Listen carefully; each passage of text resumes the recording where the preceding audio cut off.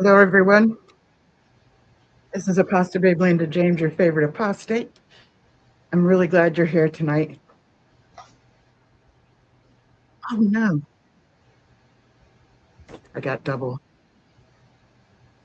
I have to close this other thing out and go back to the studio. Okay. So, yeah, we're starting off well. It's an authentic show, Linda James. Yes, thank you. Yeah. Um, Dallas is here in the chat saying hello to us. That is so cool. Hi, Dallas. Hope you're eating well. And hello to everybody.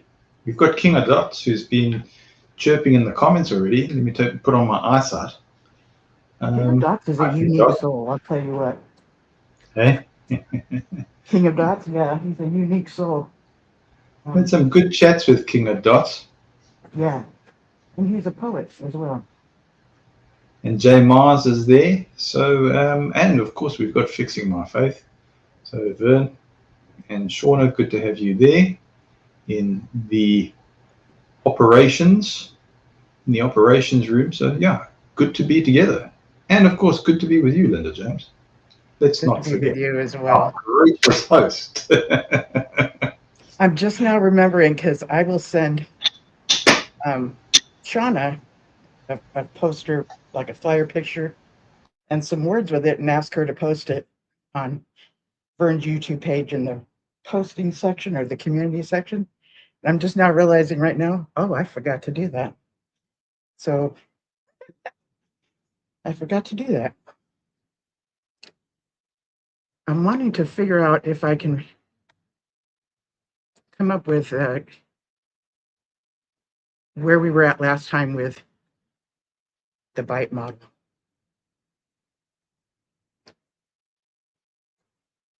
And it was on my taskbar thing, and I don't see it now, so I'm just going to type it in. We were looking at BI. I think we got up to I. It's not like it was new information. We have done it before, but we decided to do a refresher, and we were looking at that PDF together on Stephen Hassan's site. Right. So yeah, it wasn't too hard to find. I suppose in the background I could try and find it, but you would like it specifically so you could put it on the screen, right? Yeah, but you can find it too if you want to look for it. I'm going to do that. I'm going to see if I can find it as well, but it's really good to see that there's all of these things going in the chats. There is a reminder coming from Jay Mars, and he's quite right. Can I read that out? Sure. Yeah, he says next Wednesday Mm-hmm. is the so-called last show for Joe and Fran. In other words, he's probably got a design. No, let's get them back in. So yes, Jay Mars, I hear you loud and clear. It is the so-called last show for Joe and Fran. And they had to be talked into it, which is really funny. But that's, you know. Can I go into personal opinion time? Can I do that? Yeah. Personal opinion time. I think Joe and Fran, from the little that I know of them, it's about going, yeah, it's not just them personally moving on because there's some kind of venture or some kind of thing that's come up for them or some kind of job opportunity that's come up for them. I think it's something like, you know what, I want to steer away from us becoming a cult, from what I call the Healing Network, or you say the XJW or the JW Emergent, I say Healing Network. Sometimes we might be getting into a rut ourselves, and he's going, I don't facilitate that. Or he's going, you know what, I'm finding myself getting triggered, and I might be doing the same kind of things that I opposed unintentionally, especially if you get somebody who comes onto the show with a very strong opinion or might be reminding us. We might go, no, I can't tolerate this, get off. And you know what we've just done? We might have shut down an aspect of ourselves in the process. And if he's sort of thinking that way, and I'm only speculating, if he's looking at with the amount of people that they are dealing with, because this is all about people, the chances of that kind of thing happening is quite high. And it's not like our shows are of such a degree that we've got, like a Joe Rogan personality in the background where there's somebody looking stuff up and there's all sorts of directors and producers in the background that you don't see. We know that kind of scale. So what they do or what they have done has been extraordinary. But he might also be saying with Fran, hey, you know what, I actually find that some of these things that we try to get away from, I think we might be facilitating or replicating that. It might be a time to just go, you know what, like the Andrade poem, there's not so many sweets in the bag. I ate them greedily when there were so many, but now I'm just savoring one at a time and I'm being very, very careful. Could be something like that. And if anybody wants to say to me, Matt, no, you out to sea again, and man, I don't know what you're talking about. Well, yeah, bring in your antithesis. I welcome it. Thank you, Linda James. That was just my opinion. You know what? I like that you did that, because what that's doing is giving an example of critically thinking.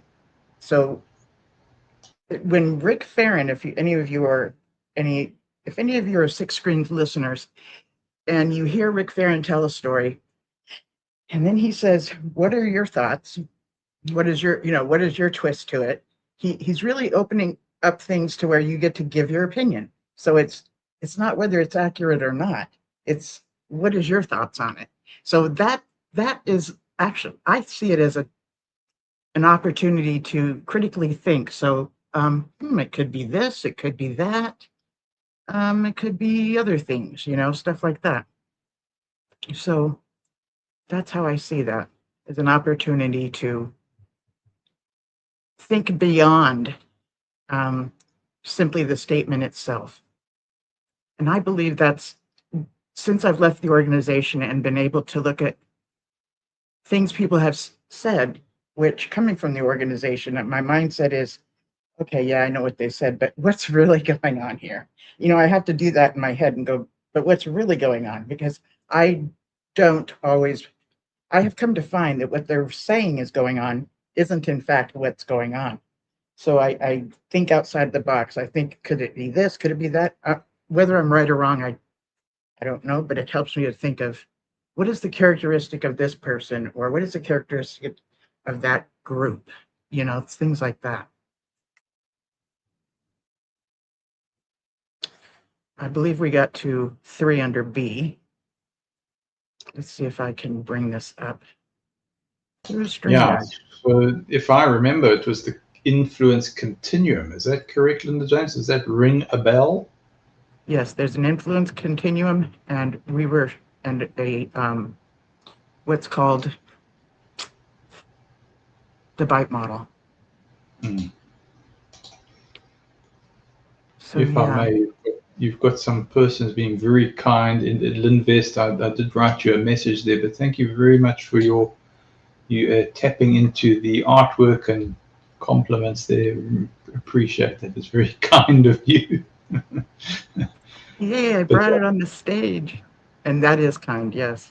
Okay, well this is great, because this was tricky getting it to work through StreamYard, but that looks great, Linda James. Yeah. And has it gone where we were? I think it's where we were. I do too. That looks familiar. It's remembered somehow. That's cool. That's very cool. So I know that this is like larger than it probably could be. So let me just bring this up to where you can see the top here. So here on the left, we have behavior control. Right here is the behavior control. We went through that last week. And then over here is information control. We started in on this one, and I believe we got to number 3. And we'll know when we start reading it. So that's why I have it here to number 3 under information control. So we're talking about the BITE model. And when I bring this down a little bit more, you'll see that we have thought control and then emotional control. So BITE, BITE. And this is called the BITE model. Steve Hassan came up with this through other people coming up with stuff before him, and he added on the E for emotional control. And he got this idea from someone else, and I can't think of the name. But he rearranged the letters and turned it into an easy to remember thing, which is the BITE model. So BITE, behavior control, information control, I'm thought right there with control, you. and emotional control. Okay, So we're- I'm there, James. Okay. With you. Right on. So let's go with starting with number 3. And again, the reason I like to share this with the audience is because these are characteristics, techniques, and tactics that abusive partners will use. You will find that maybe in a family you were raised in, this kind of thing was used on you. Abusive groups, you'll find these characteristics within them, so that we can recognize them as we go on into the future and assimilate into society at large, and hopefully won't get sucked into another cult. To be honest, it's highly likely that we will be sucked into another cult of some sort, either an abusive relationship or friendship. It's bound. We are drawn to that because that's our normal if we've left a high control group. So what will happen is we won't stay in it as long. We'll start to recognize things and make an attempt to get out. Okay, so never, ever, ever be filled with guilt or shame when you realize you've done it. Yes, yet again, you have found yourself yet again in another relationship that's become abusive, because it's never abusive at the beginning. They're love bombing you, and you're digging every minute, and you're signing up for it as well, right? So, I mean, if you find yourself in something like this again, give yourself some grace. Come up with your exit plan, because you will be able to come up with it. And I then, just you we know, were thinking. Oh, sorry, Linda James. go ahead. Sorry about that. That's fine. What did you want to say? I don't want to derail you there, and thanks for letting me in. But Linda James, I was also thinking as you were talking there, you know, we have this propensity to getting into another cult type of situation. But when we realize that the world, in its control systems anyway, is a form of not just any kind of cult, a negative cult, then you go, this is complex. You know, I recognize these kind of signs. And somebody like Stephen Hassan, he goes into politics.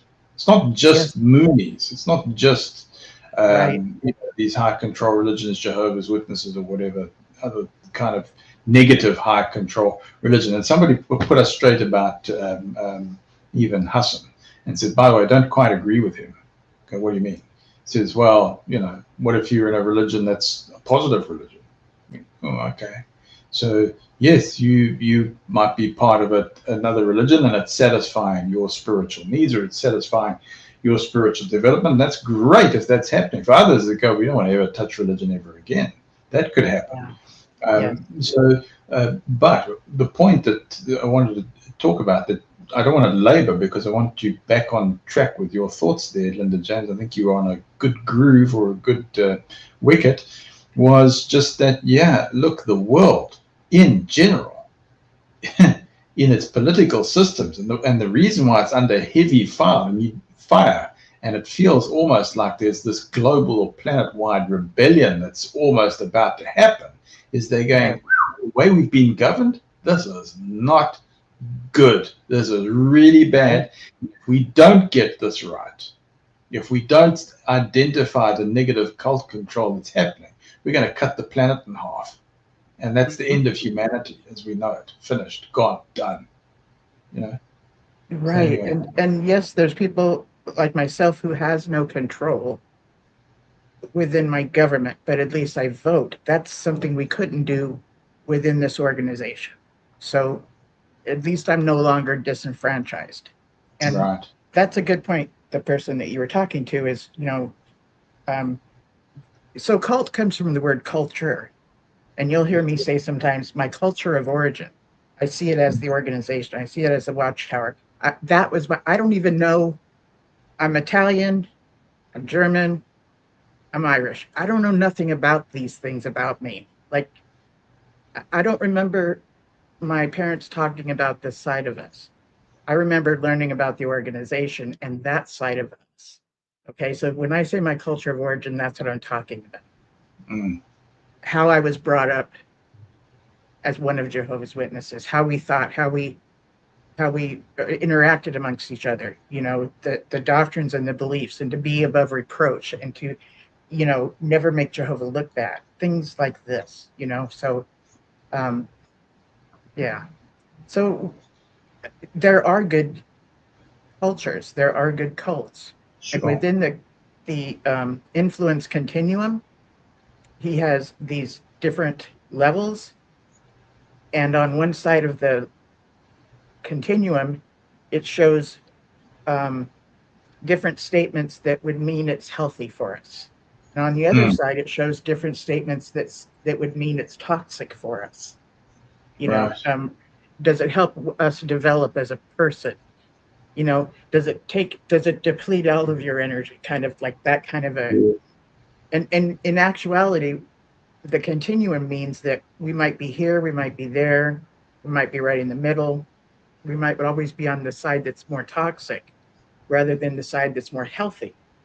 And what I found as I was just learning about this stuff is I didn't know what healthy looked like. Okay, so Mm. just having those references there, um, you know, does it this, does it that, and I got to look at this stuff and go, oh, that's what healthy looks like.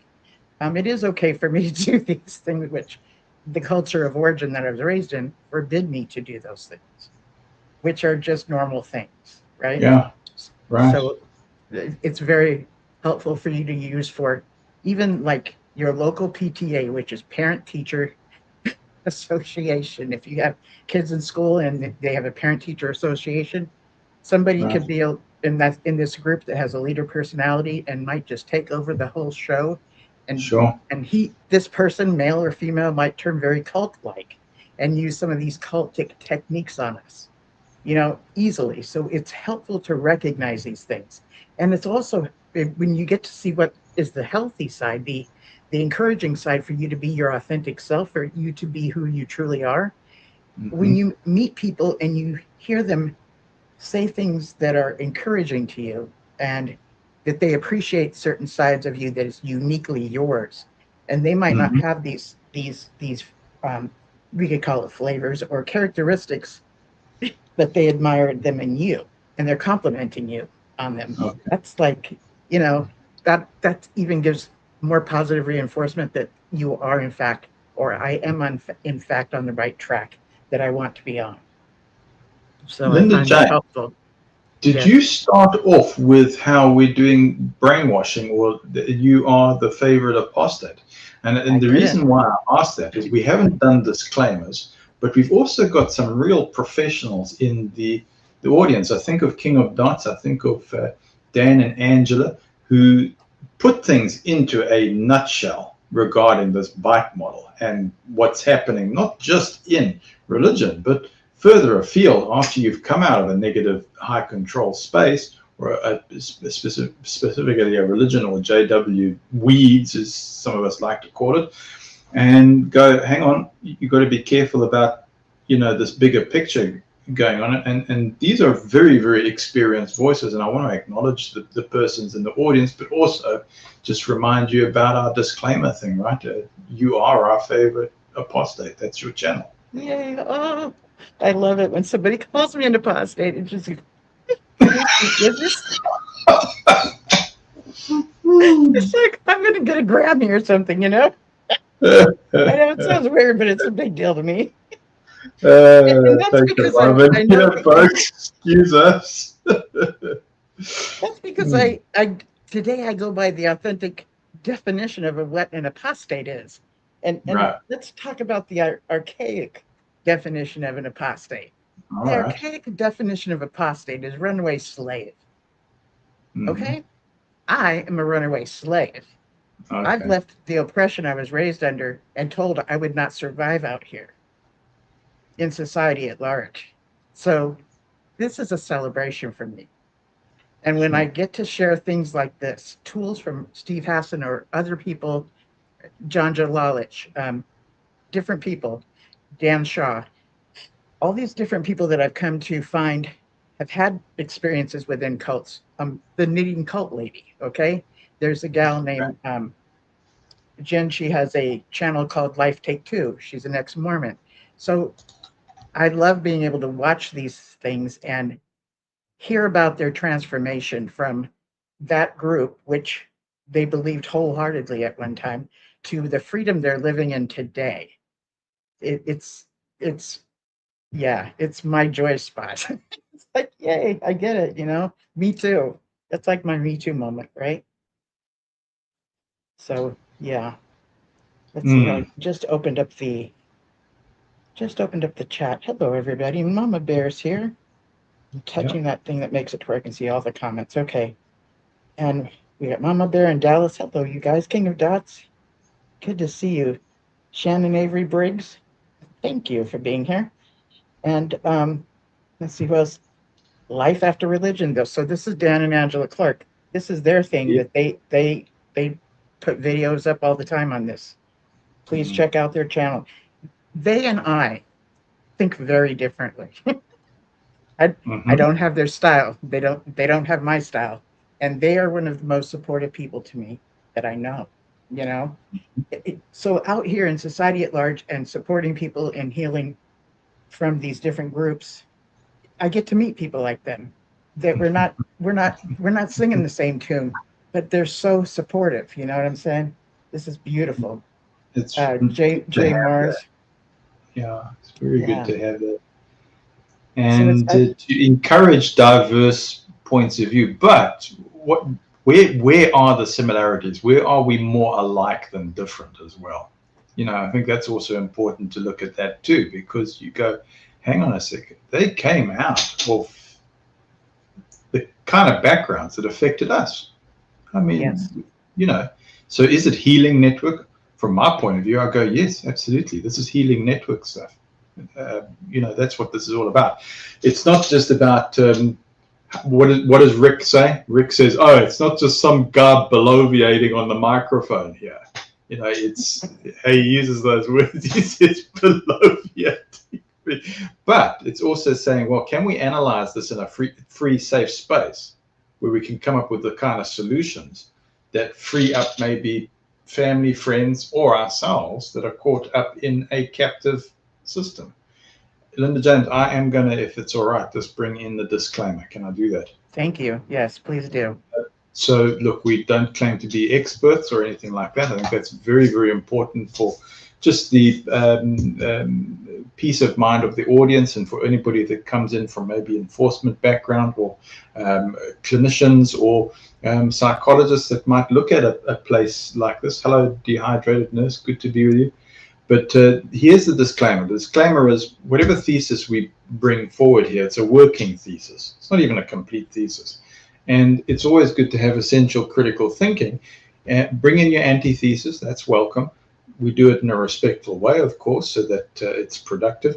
What for? For synthesis. So we say use essential critical thinking. If you have a healthy skepticism, very good to have that. Because if you can identify, I say sigma, you identify things that we don't know, that's probably the space where we can develop, actually. We can dismantle, our belief structures or our formulas of how things work, our science. And this gets past scientism. It gets past all of those kind of ideas because you can say, well, that's where I don't know. This is where things are uncertain, and it's probably in there somewhere that we would maybe rise to the next way that we look at things. And that's fluid, and that's part of the journey, and that's part of the dynamic. So as long as we know that in the community, we're not coming from a place of saying, hey, Linda James, you and me and our persons interacting in live stream or the live chat, we've got all the answers and it's all sign up. No, this is very much a work in progress, and it's a community space. We coming together not just to talk about a bike model or Linda James the apostate. We're here to talk about how we move forward. Yeah. Thank you very much. Thanks for letting me talk about that. Thank you. Thanks. I like the way you lay things out. It's really unique and it's really saying what I say as well. Basically, what I share here on this channel is my opinions. Okay. So things I've come to learn. And if they ring true with you, great. If they don't, I don't expect you to take them on and have to believe them, you know? And I also have learned that I have to give an illustration, I have to have so many bricks in place to take on, say, another teaching. And if I don't have those bricks in place, that teaching won't make any sense to me until I have certain bricks in place. So sometimes I've heard things that people are talking about. It seems like it's true, but it doesn't settle, it doesn't ring true to me that day. I don't have to accept it because somebody else is talking about it. So, and I don't expect that of the audience either. Um, I've just lived this organization. I lived it, I know it, and I found myself very oppressed from it. And so rather than speaking of doctrines and what you should believe or not believe is really also not my gig either. If you want to believe Michael the Archangel is Jesus, I'm all good with that because it falls under freedom of religion. And that's one of your human rights, and that's one of my human rights. And that, so it's not so much the doctrines that I'm wanting to tell you you don't get to believe in them anymore or you should not, but rather, um, what are the techniques and tactics that were used on us to get us to believe these doctrines? That's what I'm wanting to share with you that I have found for myself that has really freed me up in life. And I get to use these things in other areas as well. So this is why I do what I do because of the freedom I live in today, which I'm not one of those people that thinks I'm like all fixed or all healed or no, like you said, Matthew, I'm still a work in process. And I'm Well, still, and Anne Marie puts it nicely. She goes, "We all still carry our sunburn, right?" yes, that's a really good way of putting it too. Like we got a sunburn. Some of us tend to be more um, susceptible to sunburns than others. And I tend to be one of those ones. I get like, if I get a sunburn, that night I'm vomiting, I have blisters. Yeah. I'm Uh-oh. like, it's bad, you know? So I'm kind of envious of those who have more melanin in their skin than I do, because that's a protection. But then again, those that have more melanin in their skin are not getting as much vitamin D from the sun as I am.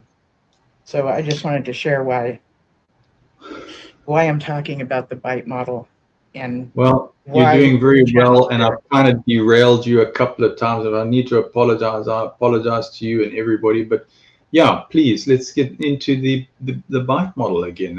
Where did we get up to, Linda James? What was it, number 13 there or number 12? Which one was it? Number three. I'm looking at a comment from King of Dots. Dan, you and Deciphering Worship inspire me. Up to the 1100 poem editorials, wrote 7 yesterday.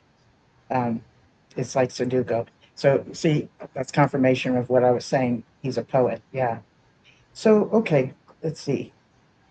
I'm going to be reading here from number 3 under I for information control. Okay. And I do talk politics today, but I wouldn't unless I saw some of these characteristics, these techniques and tactics show up.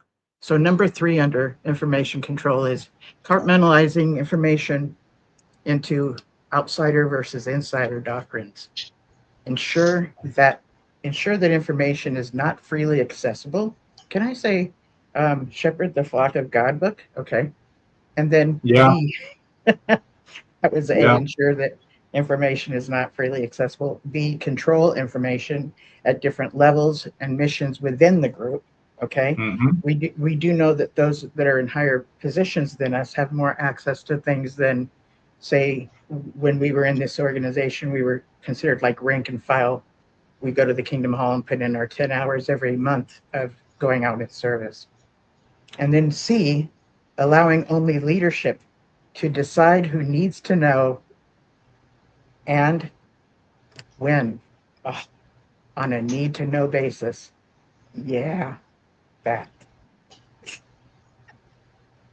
We don't get to find out things until somebody decides it's time for us to need to know. I've heard stories where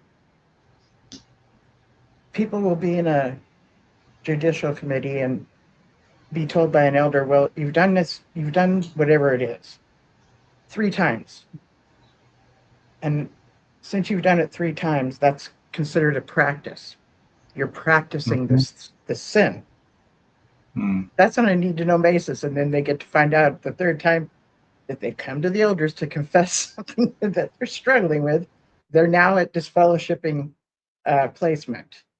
They got to find this out on a need to know basis as their ass is being kicked out the Kingdom Hall, you know?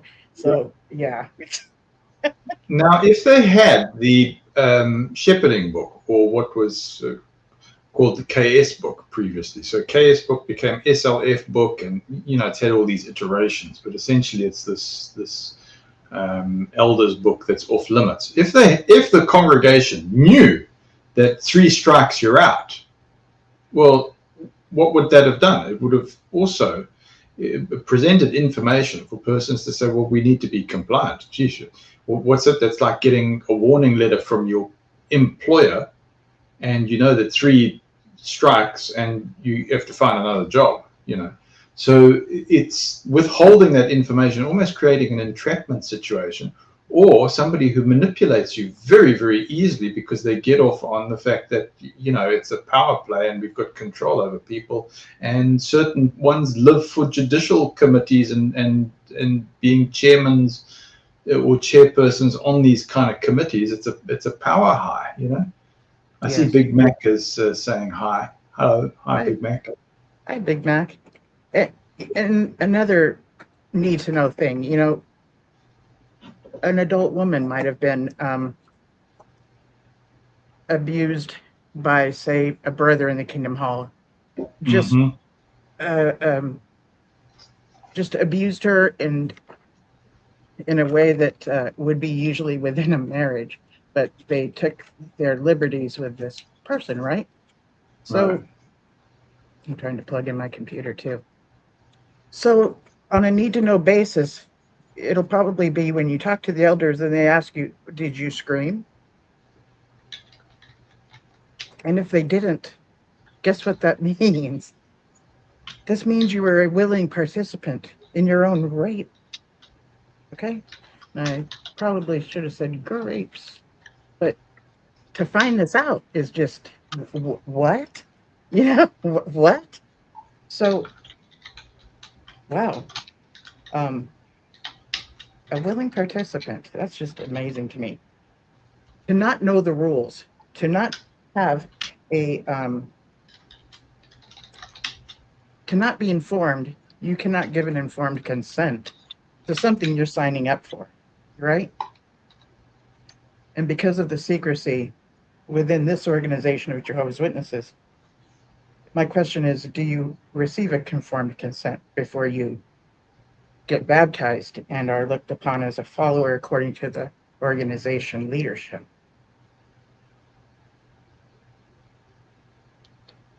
I dare say we don't. Okay? I've heard people talk about they didn't even know that disfellowship being involved shunning. Right? Sure. I knew it involved shunning because I was born into this organization. But if somebody's been studied with for 6 months or so and haven't heard about anybody being announced as removed or noticing that they're being shunned, they might not know about it if it's not involved in the studying that leads up to baptism. So did they really get an informed, I'm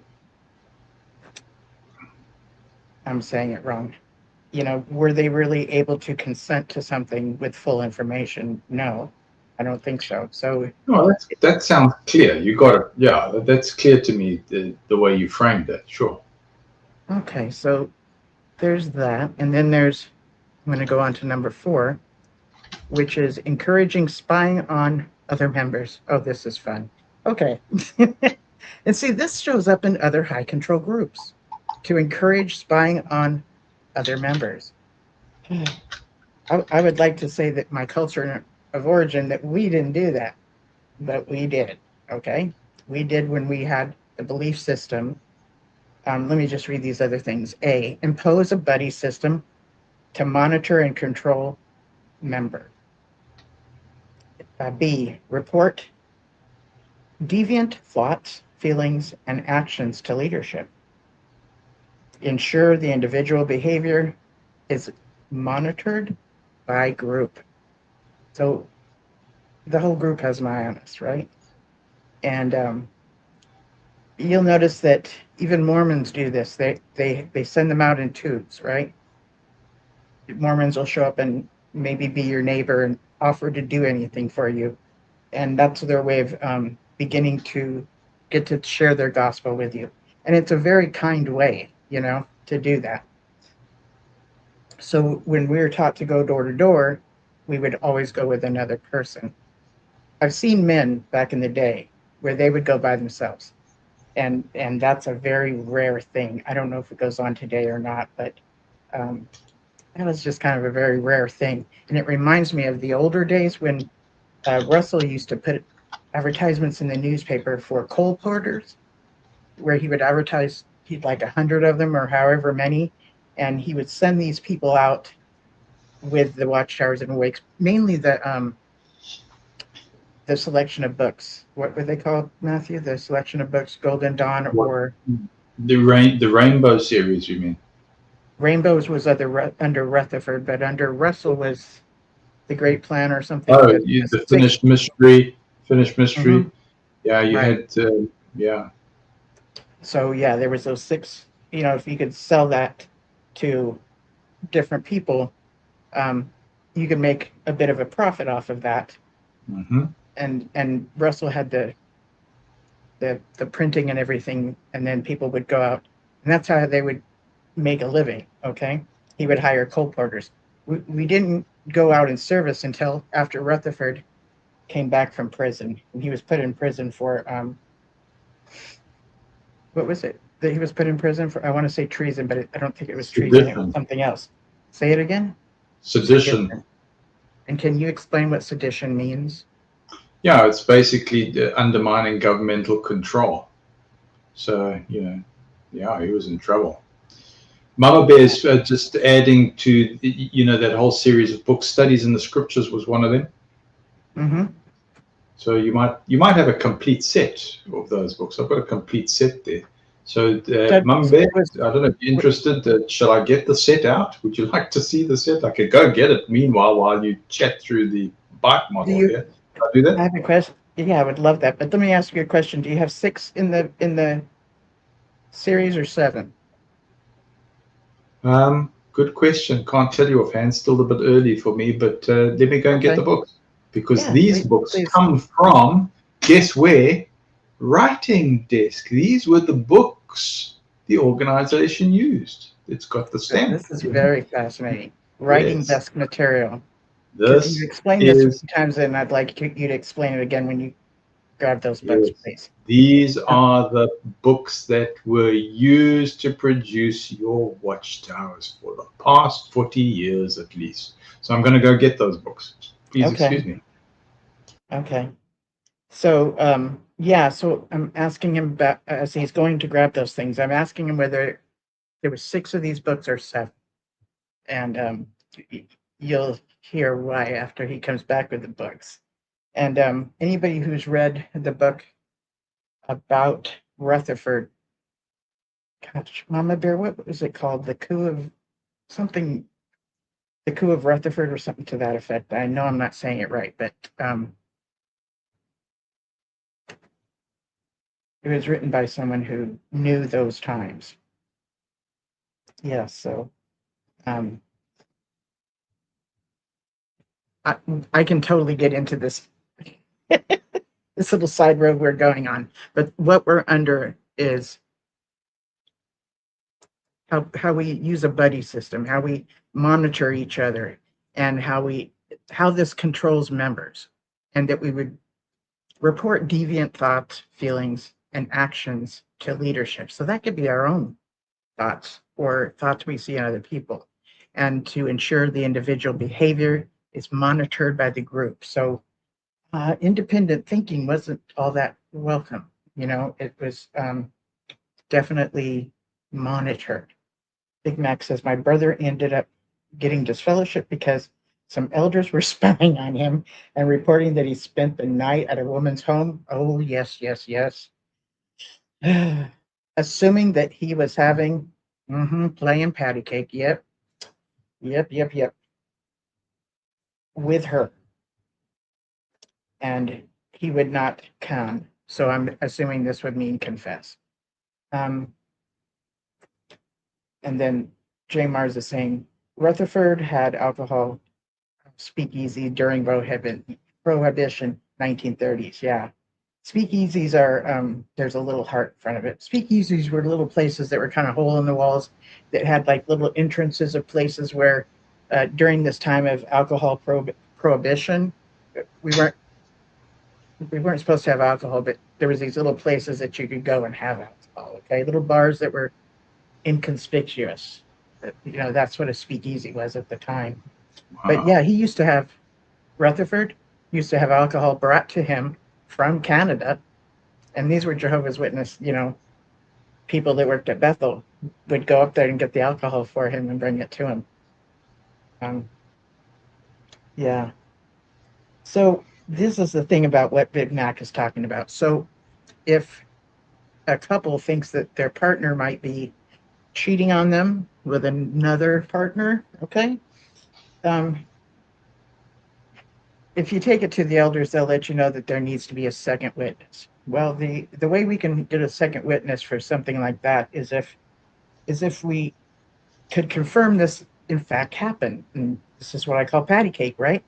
So if you notice your husband or wife's car at someone else's home and they've been there like past 3 or 4 a.m., there's an assumption that patty cake has been played, okay?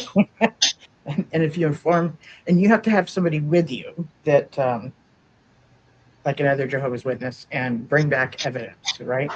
So there's this assumption that that has in fact happened. So when Big Mac talks about this, that's the teaching. That's why his brother was accused of playing patty cake at some woman's house. So he would not confess to it. And I don't know if it happened or not, none of my business, but yeah, they disfellowshipped him for that, simply by knowing that he spent too much time at this woman's house. Now, if it's CSA, we had to have someone on location, right? Why this adds up, I have no clue. It doesn't sound like it's adding up to me. I hear you are back. Are you back? Oh, Mama Bear is saying some of the friends made him whine too. Yeah, wasn't that at a time that was done more often? Like, people knew how to do that more than, say, today. So that's kind of cool. I mean, it was actually very hypocritical because we were told to follow the rules of the land, right? But the friends made him some wine, and he had brothers going up to Canada to get him beer. It's quite hypocritical, but I don't think the organization rank and file members even had any clue about it. So what they don't know probably wouldn't have hurt them, right? Right. Okay. What do you have to share with us?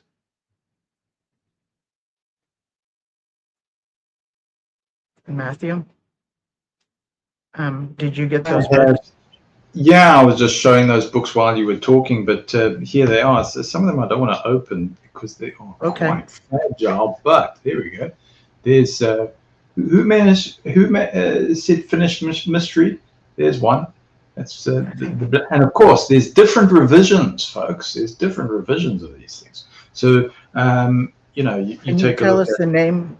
Will you tell us the name as you bring it up to the camera? Right. Please? Okay. So here's the Divine Plan of Ages. So that'll have the pyramid fold out at the beginning. So yes, some will recognize that immediately. And then of course you've got the Blue Series. You've got the Blue Series of books. I'm going to sort of hold up or try and hold up because you were supposed to present all of these, weren't you? And you had holsters and leather holsters to present this to your householder. There you go. You're supposed to hold all of those. Hey? How many books is that? That's 6 books. Okay. Now somebody said there's 7, right? But Well, there you go. it became 7 later. Okay. Wow. Yeah. That's interesting. So you were supposed to put this into a leather holster and present those. Can I put down the board? Let me see if I can put down the board. I'm going to go with remove. Special ones. That's a special one. Okay. But yeah, just coming back to these, let me hold them up again since you've done that. Let me do it as if I was now in house-to-house ministry, right? I would be like that. There you go. You too can be well informed about what Jehovah has in store for you in the great Messianic kingdom that is about to take over from all world governments and kick out false religion because it's a snare and a racket. Wow. So these are the books from 1 to 6, but these were working books for Writing Desk. And Writing Desk was very influential for Watchtowers and Awakes up until fairly recently. I mean, I was involved fairly recently where are we? Could be a year and a half ago. Okay. I mean, I was still a consultant. I might have been a discreet consultant, but I was a consultant that was on record, that would record me or record my consultancy on Writing Desk. And that's how I got these books. Because they had all digital copies. So I said, well, why don't you arrange sending? Oh, they said, do you want a gift? I said, yes. And I gave them the Solomon answer. I said, the gift is wisdom. So please send me the books. And they said, yes. I've got the crates from the shipping department, and I've got the receipts of that and the photographs of what were in the containers. They arrived at the house. Yep. Wow. So this has come from Mama Bear is saying, I'm sorry, go ahead. Yeah, no, I think I speak over you. Don't mean to do that, but yeah. So they came in crates. That's all I was just saying. Yeah. That's really cool. I can only imagine. Was it because they were just discarding them, or why were they offered to you? I knew that they were going to destroy books. I knew that.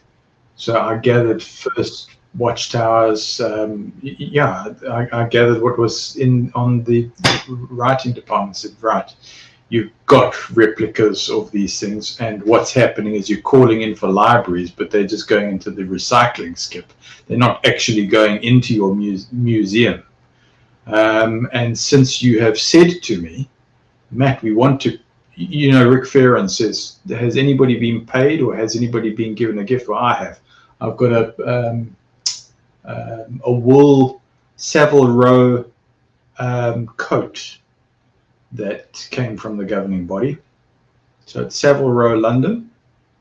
Very expensive coat. And the other thing, Linvest, no, you're not the only one that's in the chat. There's many more. There's Alice Powers, there's Mama Bear, there's Dan and Angela. No, we see you. But there might be a technical problem, or there might be an overlap with, is it Vernon Shauner's stream? That might be creating a bit of an overlap or something like that. But coming back to your question. On Fixing My Faith channel, it plays here on my channel, Apostle Babe Linda James, and it plays over on the channel called Fixing My Faith. You can come over here to this channel and see other chat, but you might be the only one over there. That might be what's going on, but there is plenty of other people here that I'm seeing the chat of. Go ahead, Sheila's with us. It's really great to have you with us, Sheila. Hello. Glad you're able to join us. And tell me, Linda James, are persons able to come and join StreamYard video? Are they able to do that? Yes, they can. So they could actually appear here with us as we're chatting about the bike model and all that. Yes, they Cool. can. Cool. Now, let me just say something before I forget it. Mama Bear says something about my husband's grandfather. Now, at that time, when she said, let me make sure I read it right. Yes, my husband's grandfather. At that time that she made this comment, we were talking about some of the, she actually said some of the friends made Rutherford some wine. And I was also talking about people that went to Canada to get alcohol to bring back to Rutherford. So I'm wondering, made Rutherford wine. Okay, thank you. What? Wow. Wow. Thank you for sharing that with us, Mama Bear. Wow. So some of the friends, including her husband's grandfather, made him some wine. So this is all word of mouth, take it as you want. Um, I happen to value Mama Bear, so I'm pretty much trusting her that that is in fact the case. Okay. And she's also been doing major research. Like every time I turn around, I see this post on Facebook that's like all kinds of research. It's just, so she's like diehard research person. Oh, he loved it. Oh, that's good to hear. So he loved the wine. Okay. So yeah, Mama Bear's not the average kind of poster on Facebook. She does some homework and shares it. And a matter of fact, I think like a month ago, she made a little video showing a picture of a car that was used back in the day. I believe it was a sound car. And she Mm. was talking about her husband's grandfather and, the things that was done at that time. It's really unique. I actually did a few little screenshots and I'm hoping to put together a little video later with that stuff. So she's saying, thanks, Linda. Watchtower is Fahrenheit 451, but burning past light. Ooh wee. Thank you, John Mars. Alice Power, good to see you here. Guess where I'm at, Matthew? Where are you at? Are you in the? Are you on the StreamYard? Could be on the StreamYard. No, where? I don't know. This is a trick question. Right? It does seem like that. So thank you for sharing those things with us. So the reason I was asking if it was a 6-book series or a 7-book series. Mm. What was it? Rutherford's Coup? That's the name of the book. Rutherford's Coup. Oh. Who wrote it? I want to say Reader Rude was his name. I don't have the name off the top of my head. So Mm. I got a chance to call in and talk to him one time when he was on Rick Farron's show. Basically, when after Russell died, Russell did the 6 series, right? After Russell died and Rutherford took over, some call it a hostile takeover. It could have been everything I've seen pretty much confirms it. Rutherford also said that Russell had started a 7th book, and Rutherford took it upon himself to help finish it. There's writings that says that he was actually getting information from Russell after his death of how he was supposed to make the book and everything, right? The fact that Rude, there it is, yes, rude person, yes. This is all a lie, what Rutherford said. Rutherford jumped on the coattails of Russell and decided to add a 7th volume because it could have been added to the 6 volumes. Rutherford came up with it on his own by using, like, I guess it was 6 or 7 people to write it, and then he edited it. He didn't take it back to those people and say, this is what I've done to it. He announced it one day, just setting it in front of them. You can imagine that the writers were not happy. It was like a day-long argument. And it was that book, right? The 7th volume is why he was put in prison for sedition. okay? Because of the way he was talking about,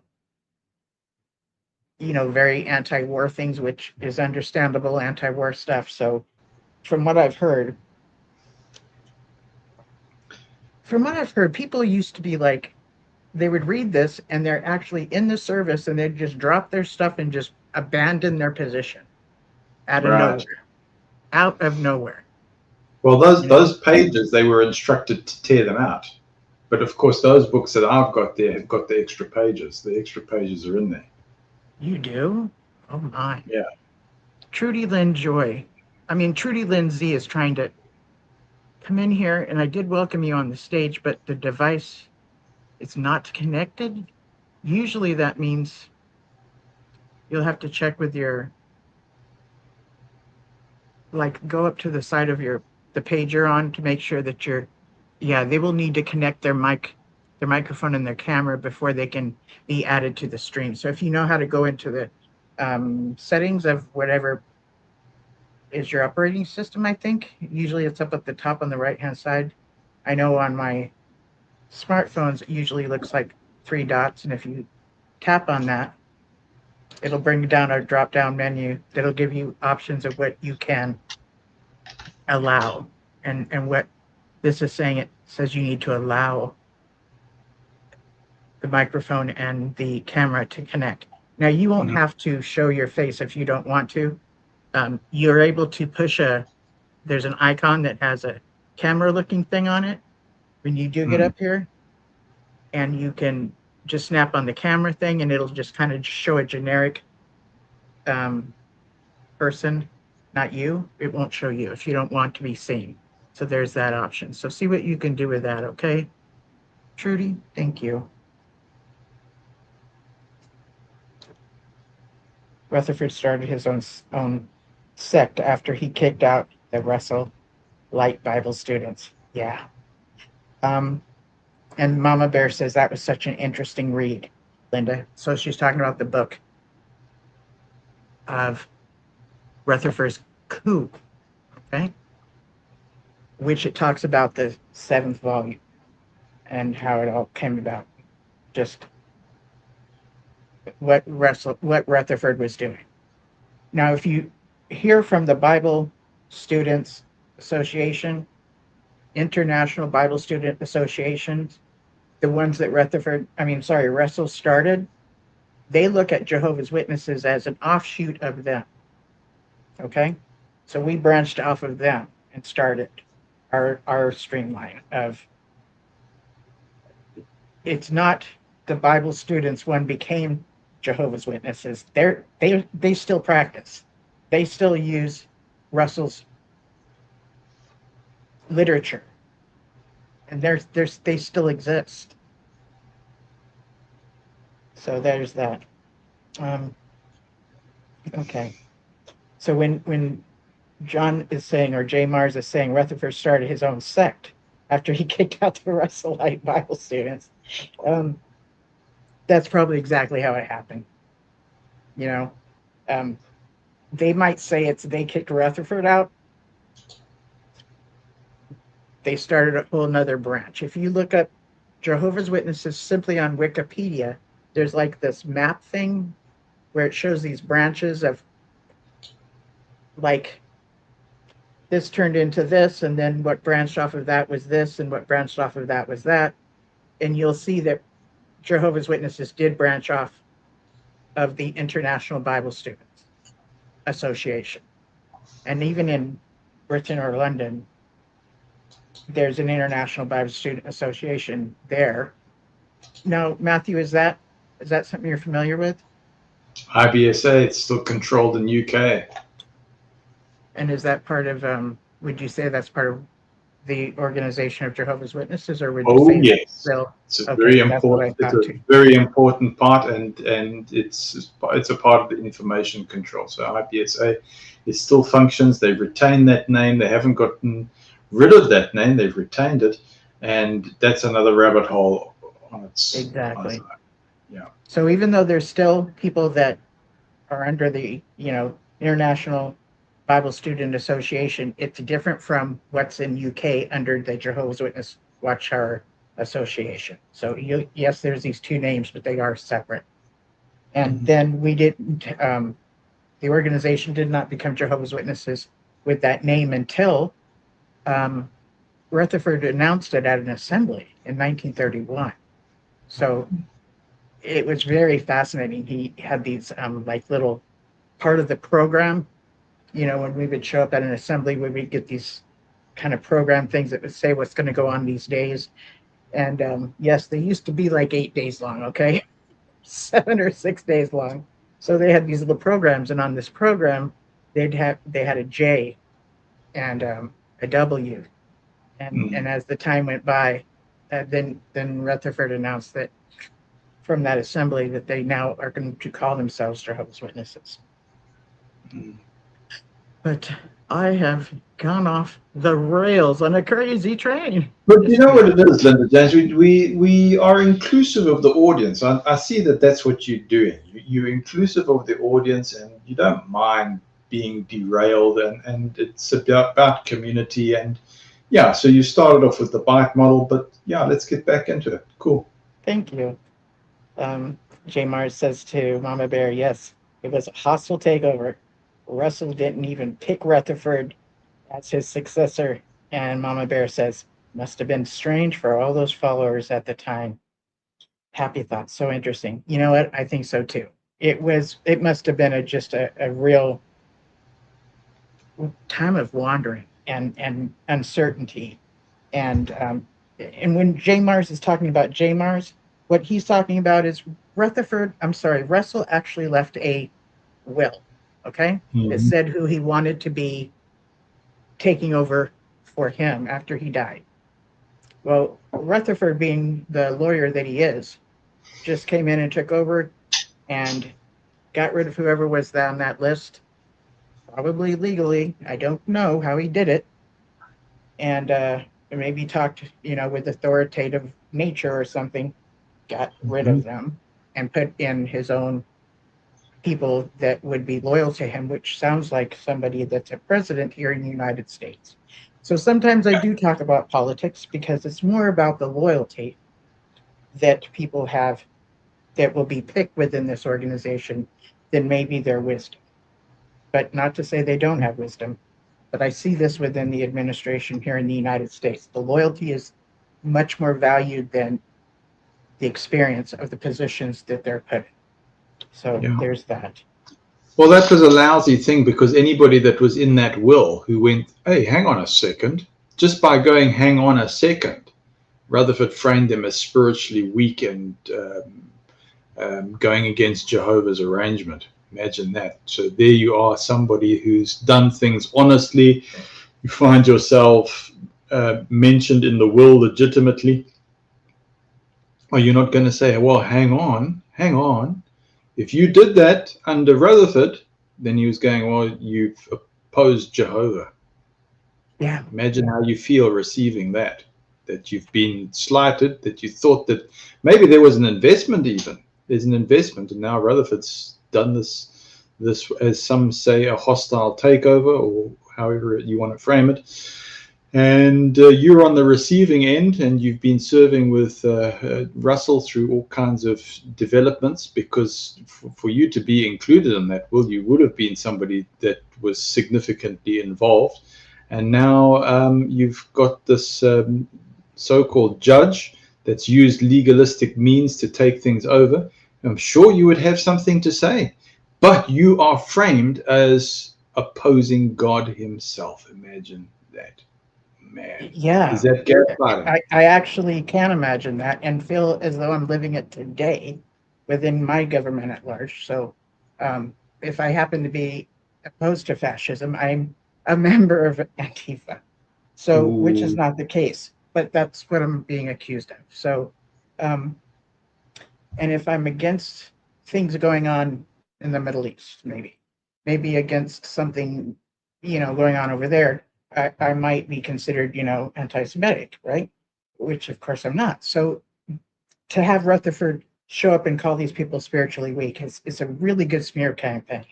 Really good smear campaign. Yeah. You see, look, there's a confusion about what is it, anti-Jew or Yes. anti-Semitic, and what's it, anti-Zionism, Mm-hmm. and yeah, so you, but they count on the confusion of definitions. You know, the Yes, they person's going, do. oh, yeah, they count on that.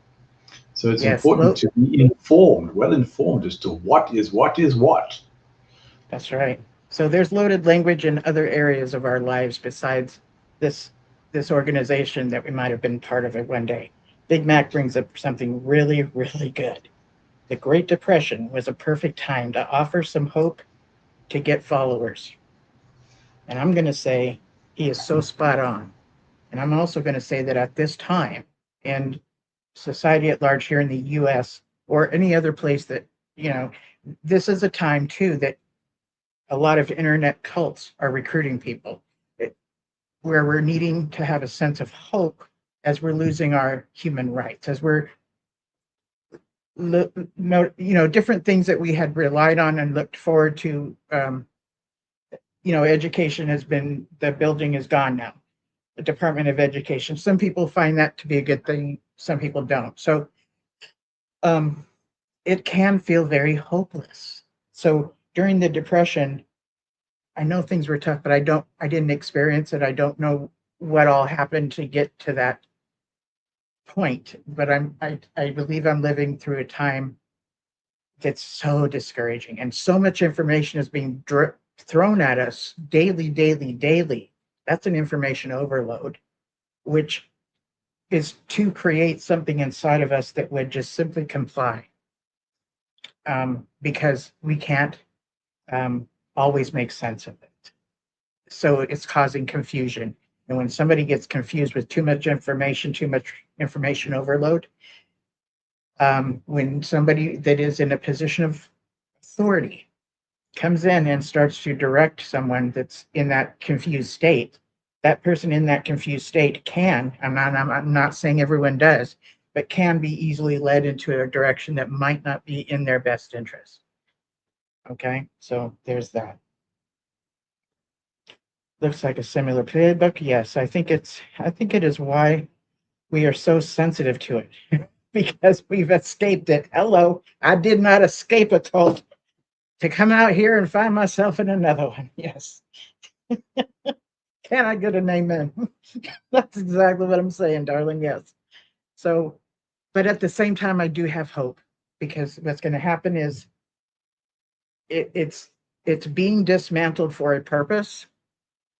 But if we have a hope of what we want it to look like when it comes to building it back up, that will get us through this time of watching all of this disintegrate in front of our eyes, that we can't just show up there and take over, because we've assigned people to represent us. And however we feel about them, we're not in the position that they're in. We don't have control to do that, but we can have a hope of how we want it to look when the time comes. So there's that. Don't lose hope. We've escaped a cult that was not in our best interest, and we're going to make it through this. I've heard that Bannon has spoken of our president as being the next, president, like the one that's the president over Hungary, right? And that's not what I'm looking forward to. Well, so let's have our own vision of what, we're hoping it can be. Do we want our human rights back? Do we want um, public education back? And how do we want it to look? Let's get real specific, because things will be voted on. And I'll admit, growing up not understanding politics can have me confused at times. For instance, here in the United States, we have Democrats and Republicans, and we live in what is called the Democratic Republic. Okay, this could be kind of confusing, right? So there's that, right? Um, um, so Jamar says, while it all disintegrates, okay, I lost my spot here. So while it all disintegrates, we need to build ourselves up. Yes, I agree. And that's a good way to do it, to have a hope of what it's going to look like later. I want all of the history that's been taken out of the museums. Okay. I want to see it all come back. They've been erasing our own United States history. And we've come to find in our recovering from being in this organization of Jehovah's Witnesses that, oh my gosh, they burn literature after a certain amount of time. And we realize that's their way of burning the history of Jehovah's Witnesses, the culture of our origin, okay? And now we're watching the government do it. Could it be for the same reason, right? So yeah, there's those things. This is the way my head thinks. I'm not just saying this stuff because I'm expecting all of you all to accept my mindset or accept that I'm not expecting you all to think the way I am. I'm telling you these are my thoughts. Okay, same playbook, yes. We all can make we can all make their phones ring off the hook. Mama Bear, thank you. I have for the longest time thought that don't make no difference. And the more I'm learning about this, it actually does. And you know why I've realized it does? Is because yesterday I was listening to somebody that said they have to document each and every phone call they get. They have to document, I'm going to send a letter. They have to document all the letters that they get. I didn't know that. I didn't know that before. I thought it was like, yeah, I'll leave a message and whoever it is I'm leaving a message to and just ignore it, right? But I heard it has to be documented. Now that's eye-opening, okay? Big Mac, JW should be printing again to reach those hopeless people without Wi-Fi. Call your senators and congressmen. Yes, that's what Mama Bear is talking about. There's even apps that support you in doing that too. And I'll bring that up at another time. Because I usually like to be more focused on when I do start talking politics, to actually have a start and a beginning or whatever. But let's go back to the BITE model. And again, the reason I'm bringing this stuff up, what's in the BITE model, so that we recognize this stuff when it's happening. And I cannot tell you how much I believe the BITE model has helped me recognize this stuff that's happening within our government. Okay. It's a very good map, this. Yeah. Where are we, Linda James? Number 3 still. No, we've done number 3, and number 4 is encouraging spying, which does happen too. Okay. And Big Mac was talking about his brother getting disfellowshipped because they thought he was playing pad cake with someone, right? Okay. And when you went and got the books, I was saying what's acceptable to the elders is to document that a person's car has been at a location, let's say after 3 or 4 in the morning. There's an assumption that patty cake was played, but within CSA, we can't do that. It's a totally different ballgame. So let me just read this through again. Encouraging spying on other members, imposing buddy systems to monitor and control members, report deviant thoughts, feelings, and actions to leadership, and ensure the individual behavior is monitored by group. From what I understand, if after a judicial committee happens and one of the elders thinks that they need to call what they used to call was the legal department, now they call the service desk. That wouldn't be just one brother that does this phone call. It would be 2 brothers, okay? So having the 2 brothers means that one has witnessed the other and the other has witnessed this other brother. But to top it all off, the phone call they make, the advice that they get, so it's brought to them so that they'll make the right decision legally, right? That's why they call the branch. But I've also come to find within court cases that I've looked into that we don't even get the name, the 2 brothers don't even get the name of the person they're talking to at headquarters. Purposely don't get the name of that Okay, that's suspicious to me. Well, But- that's very true. I can verify that. But the problem is, you get a guy like Matt Gray, who was an insider, and they would assign me to call the branch like that because there was one of those cases. I would call their names out. They hated it. And that's when they changed all the personnel within the service desk. Because so now you've got a lot of 20-year-olds that are picking up the phone. Or I'm not saying that it's a department just made up of 20-year-olds. There is a different spectrum of age groups, but they shifted it all around so that they couldn't be identified anymore, because persons like me were identifying the names and saying this is this person, this is this person, and just calling their names out and saying, oh, hi Pete, hi Jack, hi Joe, whoever, and they can't have that. Because you recognize their voices. Yes, I'd recognize their voices and know exactly who I'm talking to, and I would call them by name. Say, oh, hi, hey, Pete, how's it? Oh, please don't do that. And you knew you were, they wanted to be, you knew they wanted to be anonymous, but you did that anyways? Yeah, I knew that was the policy, but you see, remember, Linda James, I refused to be isolated. If I knew that there was a potential liability or something like that, I got to a stage. We had already tried all the routes and gone, no, this is already done. A year gone past, 2 years going, years were going flying by, and I'm just being. If they want to change something, they can arrange a judicial committee tribunal at speed. I'm put on a back burner with something because it's happened from leadership level. And so it was just delay tactics. And so for me, somebody will say, Matt, you had your backside kicked in this organization. What were you thinking?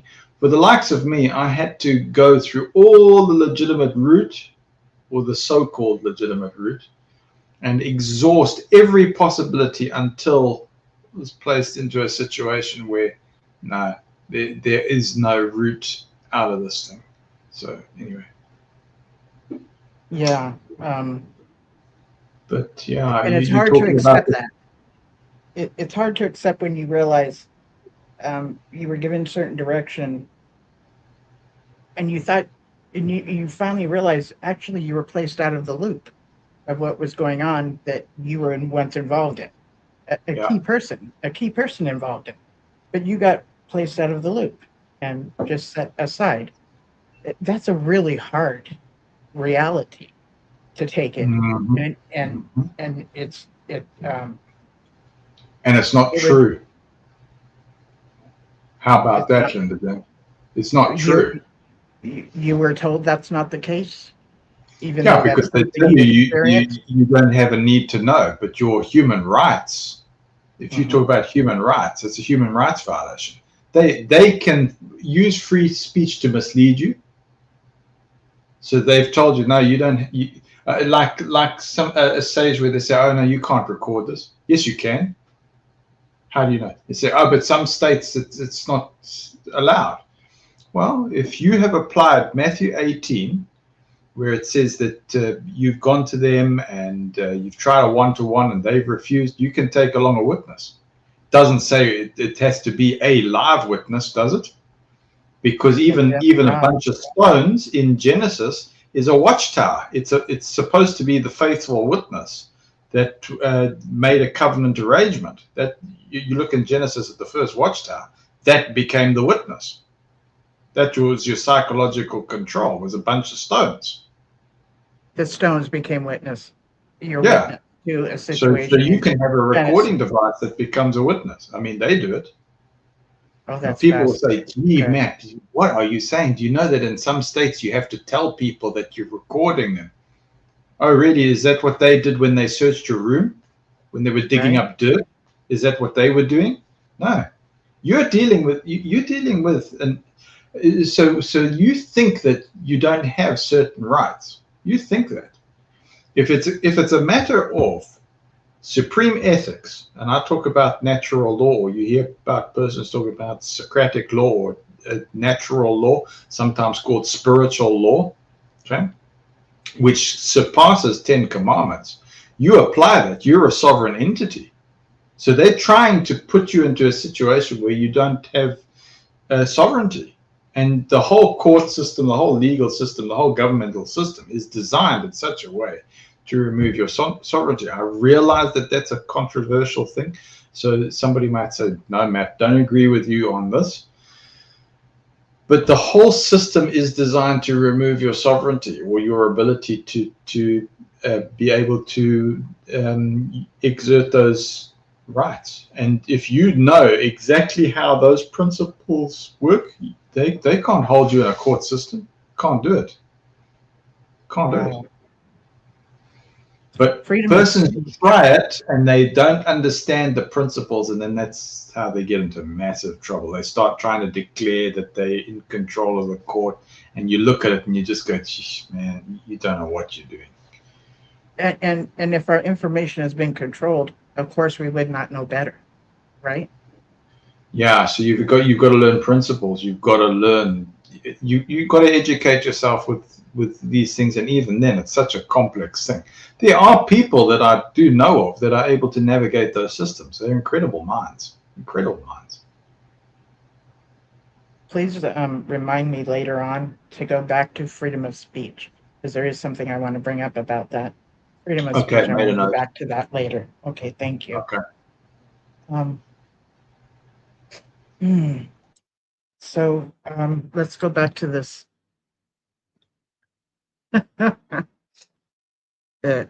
So let me go to number 5 now. Extensive use of cult-generated information and propaganda, including newsletters, magazines, journals, audio tapes, videotapes, YouTube, movies, and other media. B, misquoting statements or using them out of context from non-cult sources. That's under number 5, which is extensive use of cult-generated information and propaganda, including these things that I just read. And as I'm going through this list, everything that's on there might not apply to our time in the organization, but the ones that do, we can recognize them right away. And what I'm seeing is magazines, yes, audio tapes, even videotapes. YouTube, I haven't known the organization to use YouTube, but movies and other media, I think they're building something in Ramapo that's a media center. So, and they have gotten so much better with their videos that they've made. Unfortunately, about 3 months ago or so, as they were working on what they call, I believe, the Jesus video or Jesus film or something, an actor that played Judas actually committed suicide. Have you heard this? Matthew, have you heard this? Has anybody in the chat heard this? I've heard that there were some controversies, but I'm not in a position. I know definitely. Okay. Right, and I've just heard it as I've heard it. I haven't found any documentation to prove it, but that's what I've heard.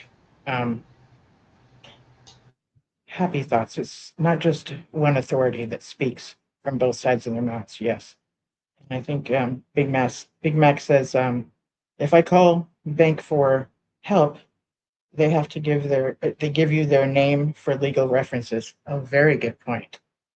I did not know that. Okay, so wow. Okay. And then Mama Bear said, the women's movement of the late 1800s, Elizabeth Stanton herself also understood that topic of self-sovereignty, which later changed our very Constitution and our right to vote. Wow. See, as she's talking about this, women's movement, suffragette, okay? We women used to not be able to vote. And to get us to a place of being able to vote, we had to go from being our husband's property or the property of our fathers to that place of sovereignty, right? That Mama Bear's talking about. And at the time of still being underneath our husbands, and what I mean by underneath is they had more authority and power than we did. So it was an imbalance, okay? We could be kicked out of the house, and the husband could keep the kids. We didn't get to leave the house with kids, okay? They could put us in an insane asylum. We were put in jail, okay? These are things that the suffragettes went through for me to be able to vote today, okay? They went through some crazy stuff. Some of them did like a when they were in jail, they would stop eating, hunger strike, and then they'd be force fed, stuff like this. A lot has been done, and this movement, the suffragette movement, which more things happened besides only women being able to vote. The black man was able to vote at that time, and a lot of things I just don't even know about. That took about 100 years. Okay, 100 years. It was like from 1820 to 1920, or 1825 to 1925, for us to women to be able to vote. So when I hear things and think to myself, does my vote even matter? You know, it might not. It might not matter. But because these women came before me, I take myself to the polling place and I vote, or else I send it in, you know? And I'm really big on that because of the women that came before me, for me to have that human right to be able to vote. Yeah. So let's go on to anybody in the audience recognize anything under extensive use of cult-generated information and propaganda? We have A, newsletters, magazines, journals, audio tapes, videotapes, YouTube, movies, and other media, misquoting statements or using them out of context from non-cult sources. Does anybody? What about 607 BCE?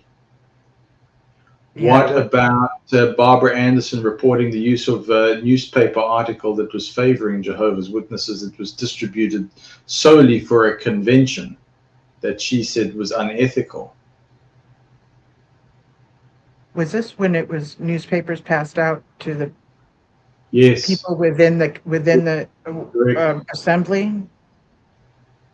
Is that what you're talking about? Because that's an example of information control, isn't it? It was designed for what? And they did it like, oh, you know, this is outside the organization, but I mean, it was a deal. And it was how many times is that done? 607, they get a professor and they say, right, do a thesis on 607. He does it. Eventually, later on, and quite recently or fairly recently, he goes, no, crisis of conscience. I basically was doing this to forward an agenda. It's a load of baloney. And then he's, of course, disfellowshipped and removed, right? But that was one of the key, but they haven't made everybody aware that the key professor was a Jehovah's Witness. Yes. They've just used his professorship as clout. As soon as he's now got a crisis of conscience, he's out, but they still keep the information. And then somebody says, oh, but let's trace this. This person's no longer a Jehovah's Witness. They go, well, many a truth said by the devil is still a truth. That is so Russell. That was what Russell said. You know? So it's just convenience. It's cherry picking and convenience. And I discovered that in research department because they gave me that as an assignment, the 607 thing. And I think that was a test, quite frankly. But there was a video I had to go through and I just said, no, the video is flawed. There's no antithesis for this. And you guys taught me that. You taught me about tacking and you taught me about antithesis. And I'm applying what you've trained me for. And I can see that there's flaws in this video. Okay, moving on. Yep. It's so discouraging that when you apply exactly what they've trained you to apply, somehow there's something wrong with you. Yeah, but I mean, it's sort of like this whole auditing thing. It's like auditing your mind for thought control. And here's another thing. I mean, it wasn't like we didn't know 1984, you know, this Orwellian thing. I mean, we used to even talk about Big Brother in those tiers. So, people, did this thing is um, like 1984, George Orwell, Big Brother. It's the same kind of control. It's fascist. It's not like that wasn't being spoken about, but that's why in my family we were in a bubble, because it gets fluid at those kind of levels, but it's not how it's applied to all congregations. Absolutely not. Absolutely not. I can tell you that I've read 1984 quite a few times and didn't see anything wrong with it. But what's the big deal here? I really could not see any big deal Sure. until I found out these things, and so it was my normal, is what I'm saying. Sure. Right. So until I understood these other things, I didn't see that as a warning of something terrible to come. Yes. It was already my reality, right? Or take Ministry of Love, or even take the opposition in 1984. Who had put together the opposition? That was orchestrated. It was the same organization. Okay. Yeah. So they had controlled the opposition. So that's why people go, I've read that book. The apostates or the ex-JW community. Guess what? You're an offshoot or a product of JW. You're still a Jehovah's Witness. You just don't know it. And I go, yeah, well, that's exactly how they look at it. They go that the ex-JW community is their creation.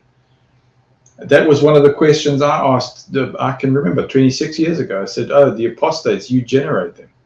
They generated from in Watchtower. It's part of the same ecosystem. And they go, yeah, well, that's why we watch them, because that's where we see where the front line is on the legal system.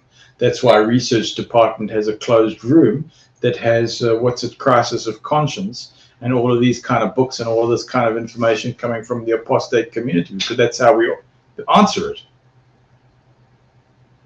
Right. Oh, that's a shocker. And I know that I should have said trigger warning, right? I should have said trigger warning, but that's exactly what happened. Right. Yeah. Did I understand you correctly? Like, are you claiming that the Organization of Jehovah's Witnesses caused or brought about this community that we call maybe the ex-Jehovah's Witness community, or the previous Jehovah's Witness community, or even like terminology? They can make that claim. They can claim anything. They can claim the sky is a different color than what it actually is. They can claim eat your kid, whatever. So they can make all kinds of claims under free speech, and they can say, yes, this is, where did Satan come from? Heaven itself. I mean, Satan was a faithful angel of Jehovah, that he created a faithful son of God until he made the wrong choice. So you go, okay. And how it must have hurt Jehovah's heart. It's done this way. Right. Yeah. So I'm going, well, if Jehovah's so good, why is there an apostate community? Why is there this bitterness? There's something that's gone wrong here. And I was using Japanese principles for organizational structure because I was in corporate. And I said, if there is these kind of failures going on, in Japanese culture, the first thing that they say is, where did we go wrong in our administration? I said, I don't see these kind of questions being asked in JW society. I said, the first thing they would be saying is, where did we let down our employees? We're not asking those questions. We're putting the blame on the employees totally. That is so fascinating, that term you just now said. How did we let down our employees? Because one of the things as a Jehovah's Witness that I remember being told is they're disgruntled. Yeah. Employees, like, or something, disgruntled something, which actually makes us go into like going postal.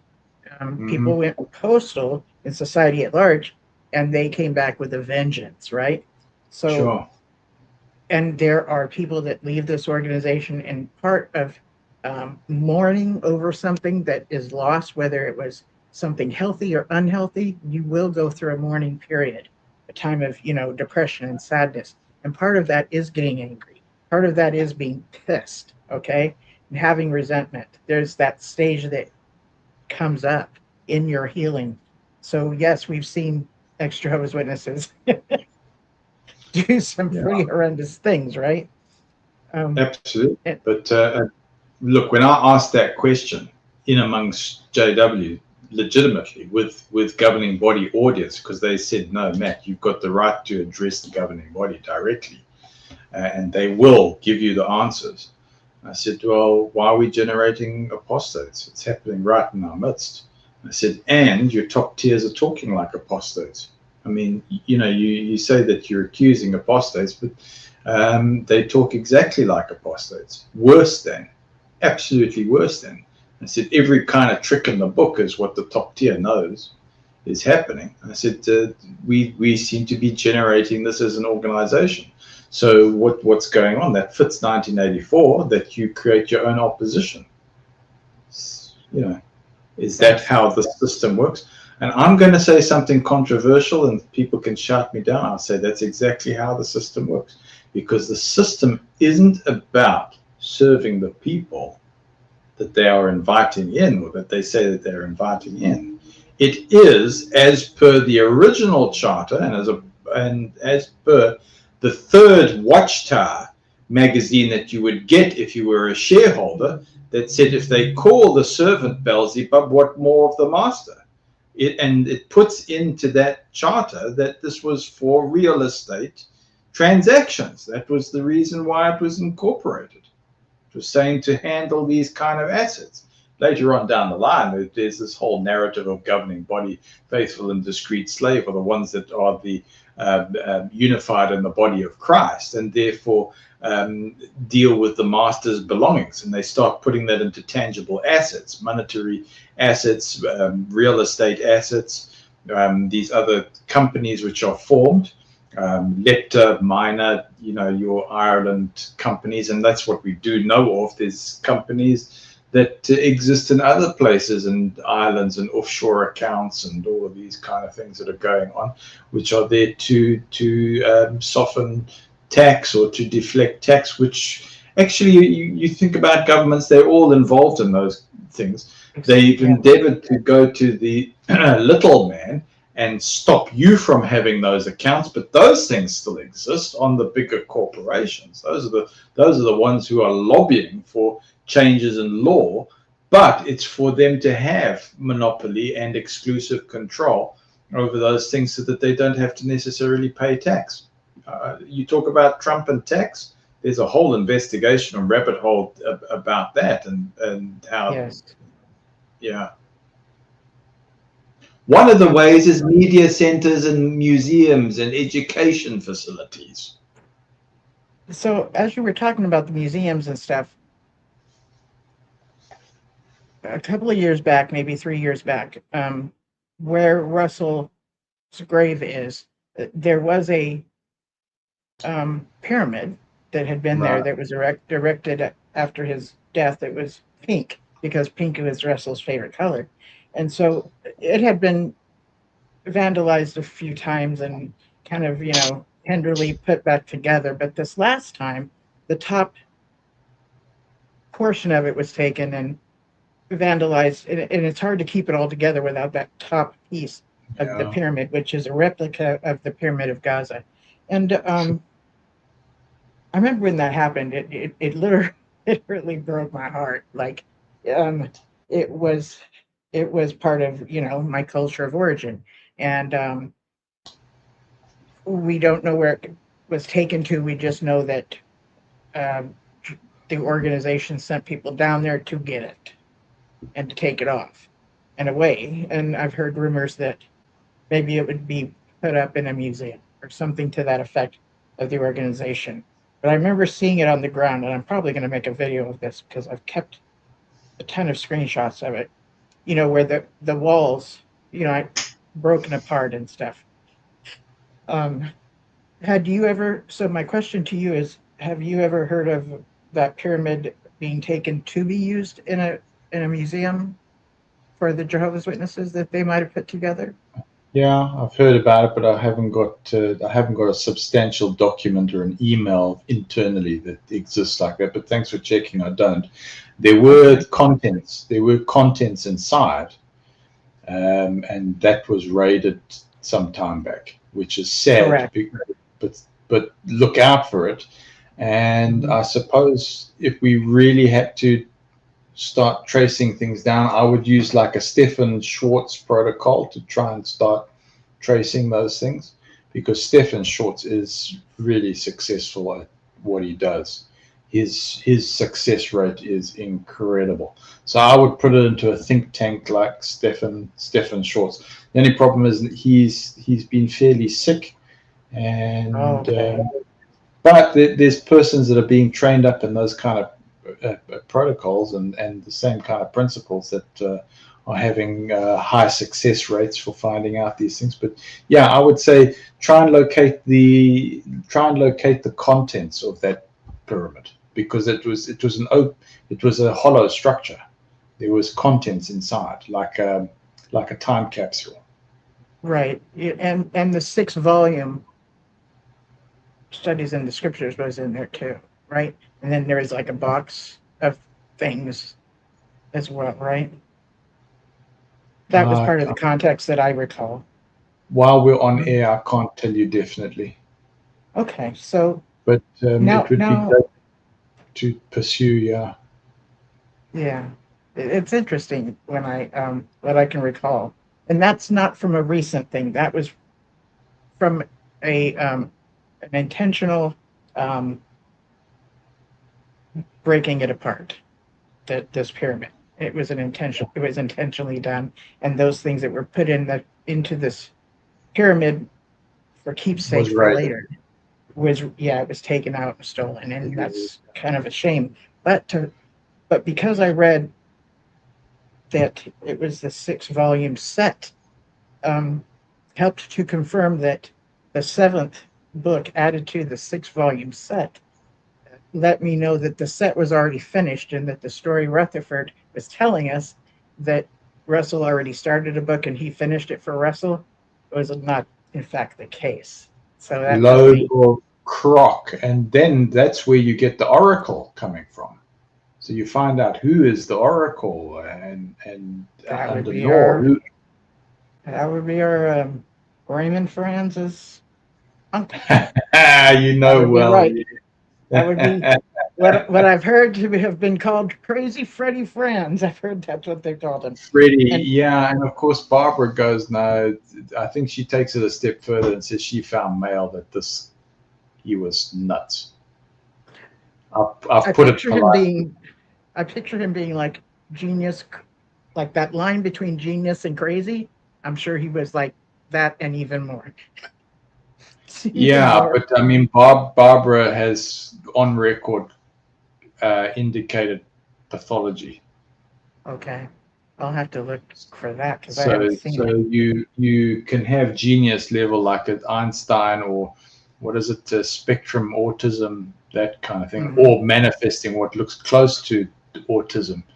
Um, no, don't think he was. I think, and the reason for that is your court cases where he was taken to task for that Scottish New World Translation, That's and they right. said, well, okay, well, do you know Greek? Do you know Hebrew? And yeah, yes, and then they gave him something, and he couldn't handle it. Right. So he was actually in school to become a minister. He was actually at a college to do this and dropped out of that college and went and worked under Rutherford. Okay. Here's another little story. Okay. Um, Fred Franz' father died, and his mother gives him a call there at headquarters. And Fred Franz says, I'm sorry, I'm just too busy here. I'm not going to make it to the funeral." And so his mother called Rutherford firsthand. Okay. I can only imagine what Oh, she said. right. Yes. I can only imagine what she said to Rutherford, because Yeah. Rutherford evidently came out of his office and told Fred Franz, "You will be going to your father's funeral." Yeah. There's Yeah, she the handled him, which that is amusing. He she was went above handled. his head. Yep, went above Yeah, his head. And I understand him going, he's working for God. This is all, sacred things. So I totally would get his mindset of I don't let the dead bury the dead, right? So yeah. Okay, so I have it's on topic, but it's not from the organization. I'm yeah. recommending a Well, book. the only reason for mentioning the Oracle was that the so-called Rutherford books, a lot of it was written by others and Freddie Yes. Franz. Yes. So it Okay, might have thank had you for saying Rutherford's that. name on it. It might have had Rutherford's name. Is that what Yeah. I heard you say? So Okay. Rutherford was just a corporation, or it implies that Rutherford was a corporation. Okay.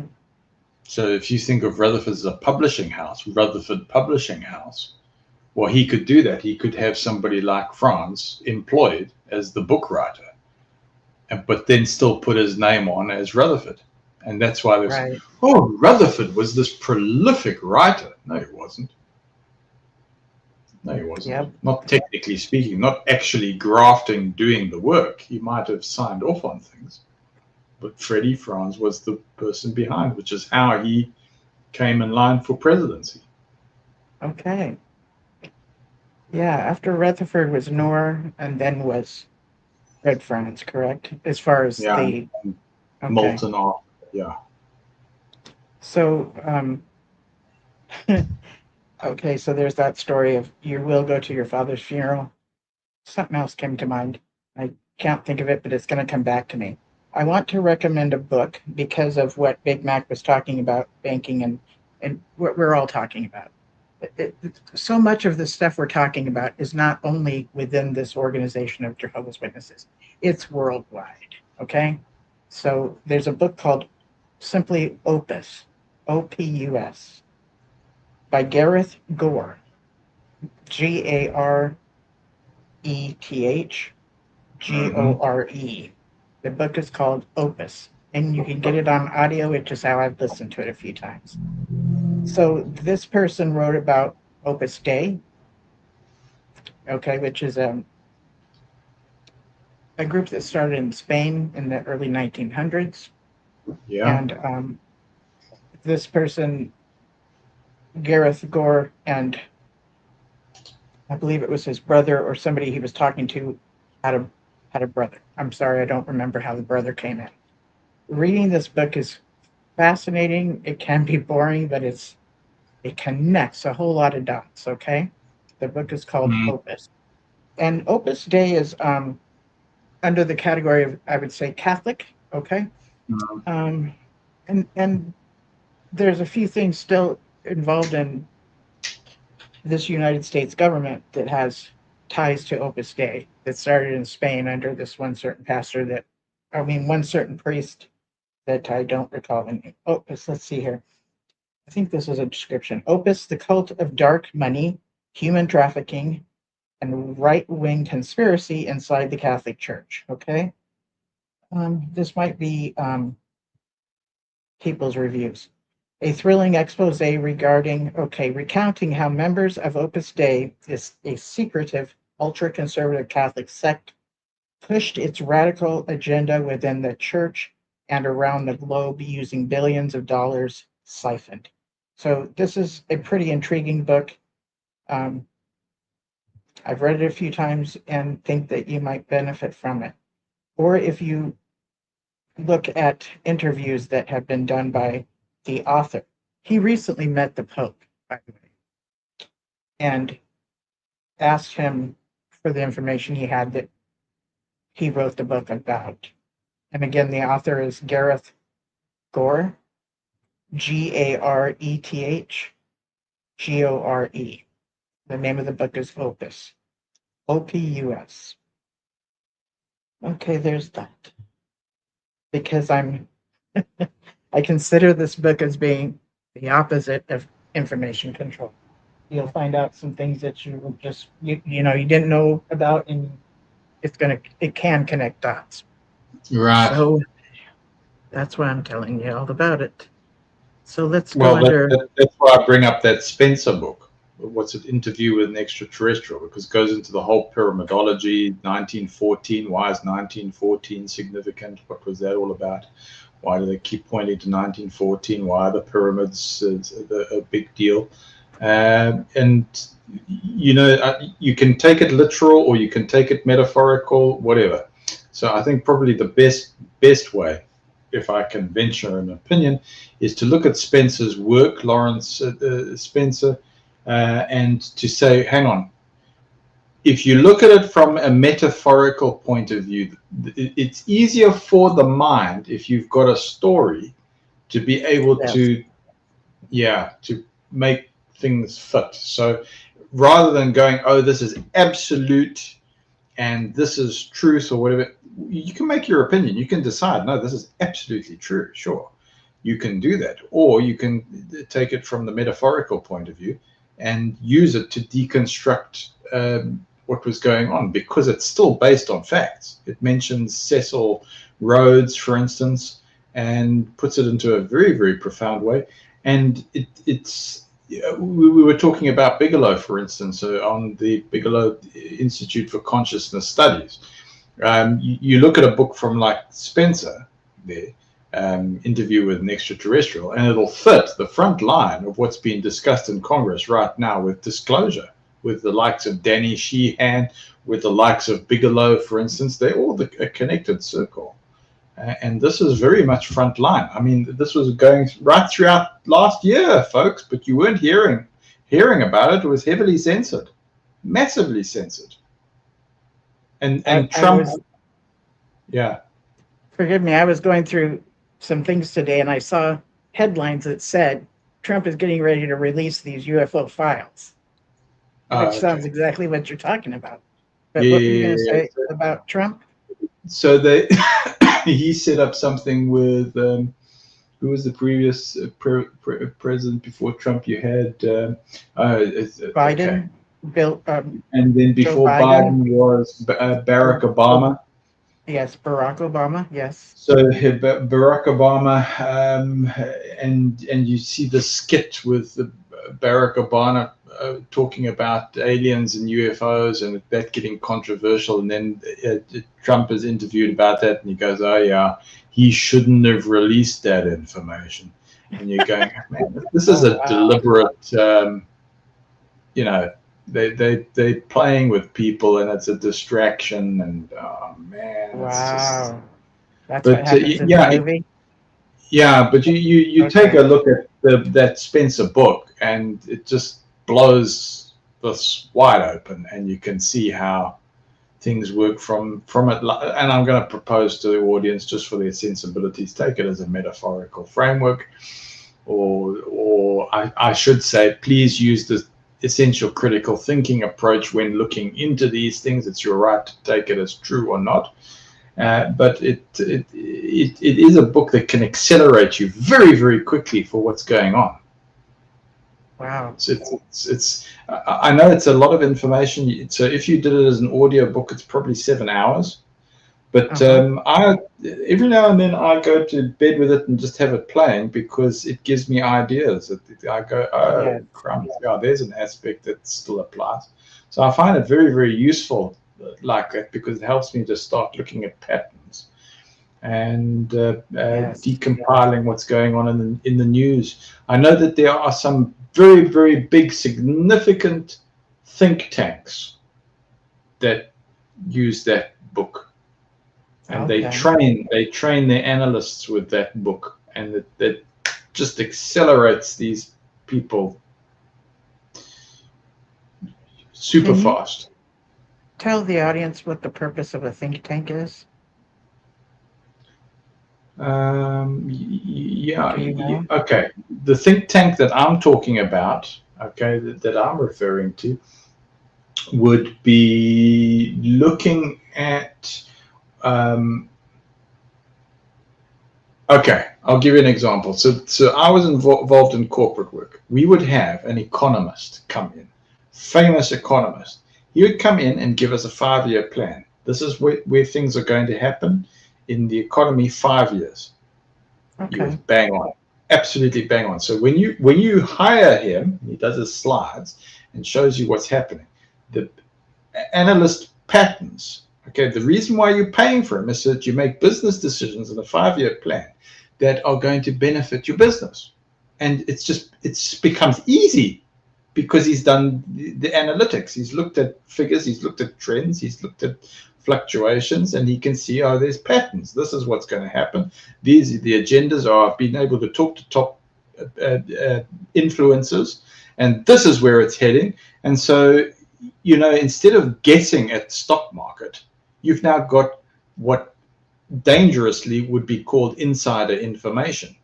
But because it's now in presented in an analytical way, they can bypass insider information and say, no, we've got a legitimate way of looking at this that looks close to insider information, but technically isn't, but is going to give your business the advantage so that you can make the right kind of purchasing decisions or right kind of ways to maximize your profits in a capitalistic society that's going to benefit you. Linda James, is that adequate as an answer? Yeah. So think tanks are kind of a foreign topic for many of us. And I mean, I've heard Steve Hassan talk about him being involved in a think tank and, going into why would anybody, what are these things even for? Why do people go to them? Think tank. Yeah. I can think at other places too, but what is the purpose? So I was assuming that if you showed up for one, you probably know the purpose of one, of what tanks are. So I can think of a brilliant, and he accelerated things for 10 years. When I was following his economist advice on his slides, man, he was accurate to 10 years. Wow. Yeah. And then I realized, that's how you get ahead. Persons are guessing stock market, they're guessing, where's things going to go? And no, you go and hire one of those people. If you can hire them, if you can actually reach them, but once you get them, they give you the whole, I say, although it's wrong to say insider information because insider information, you get into trouble for that. But when you've come in through analytics to get to the same thing as what an insider would tell you, then you've got your advantage. But then that also happens for politics, social engineering. What are the trends? Where we're going to be so far? And you can also mitigate, once you've got information like that to a certain degree, you can mitigate the future, by the way. Yeah, it seems like advisors, like hearing from advisors. Yeah, but then they rate it. I mean, their peer review, they get a rating. So you go, oh no, okay, 90% accurate, 80%. 90, you can never get 100%. There's always a. Sure. If somebody's claiming 100%, that's impossible. Okay. There's always a percentage error. But and then they've got ratings. They've got various tier ratings on how that think tank operates. So they'll be looking for. I mean, they get it to, I believe, between 80 to 90% accuracy. I mean, oh wow, that's phenomenal. Okay. So they whoever that is would have this reputation of guiding people successfully. Yes. So more people with think tanks would want to call upon this. These people that have a higher percentage rate of expectations of someone's company becoming successful. And isn't that the success depends on the route that is suggested for them to follow by that person? Sure. But I mean, that's information is power, isn't it? This information is power. I see Shauna's popped up in the live chat. Hi, Shauna. Hello. How you doing, Shauna? The good wife. Yes. Very cool. So yeah, it's really easy to just be going from one thing to another to just be like, whatever. Okay, the bullshit supposed secret government explanations for UFO experiences is a smokescreen as far as I have experienced. Not good enough. Yeah, not good enough. Okay. Yeah. And I know that they've also had, court sessions and stuff talking about. I haven't sat there and watched any of them. I've kind of Yeah. been, oh, I noticed them as I'm looking for something else, but I haven't sat there and watched them. But you go to so to answer Big Mac, you go to one of their number one agents. So if you think of 007 as one of the many spies in Her Majesty's Secret Service, Joe McMonigal was number one. If you want to say 001, okay, before they changed the numbering system, Joe McMonigal, he's pretty upfront. I mean, they declassified Stargate. So you talk about what does Big Mac say? The BS supposed secret government explanations for UFO experiences. So now what you got to do is you go to Joe McMonigal, and he's pretty transparent. He's pretty upfront with how it works. And and then you go into California Institute for Human Sciences or Noetic Sciences, and you come across Sean Esbon Hargrens and egregores and tulpas and the construct, the psychological construct, and then you start saying, oh, okay, well, aliens, angels, spiritual frameworks or metaphorical frameworks, you get a convergence. It's just different words for what you may be experiencing on a subconscious level or our human psychology, and you start going, oh, okay, I can see the same patterns cross-culturally that's working here. And so yes, the way that the BS, sorry, the way the BS is being spun, which is stringing people along, and it's a part of a control construct. When you go to CIHS, it starts blowing this open, because that is your front tier or your top tier of the psychologists that are going to affect things for the next 10 to 20 years. You talk about a think tank that puts you ahead so far.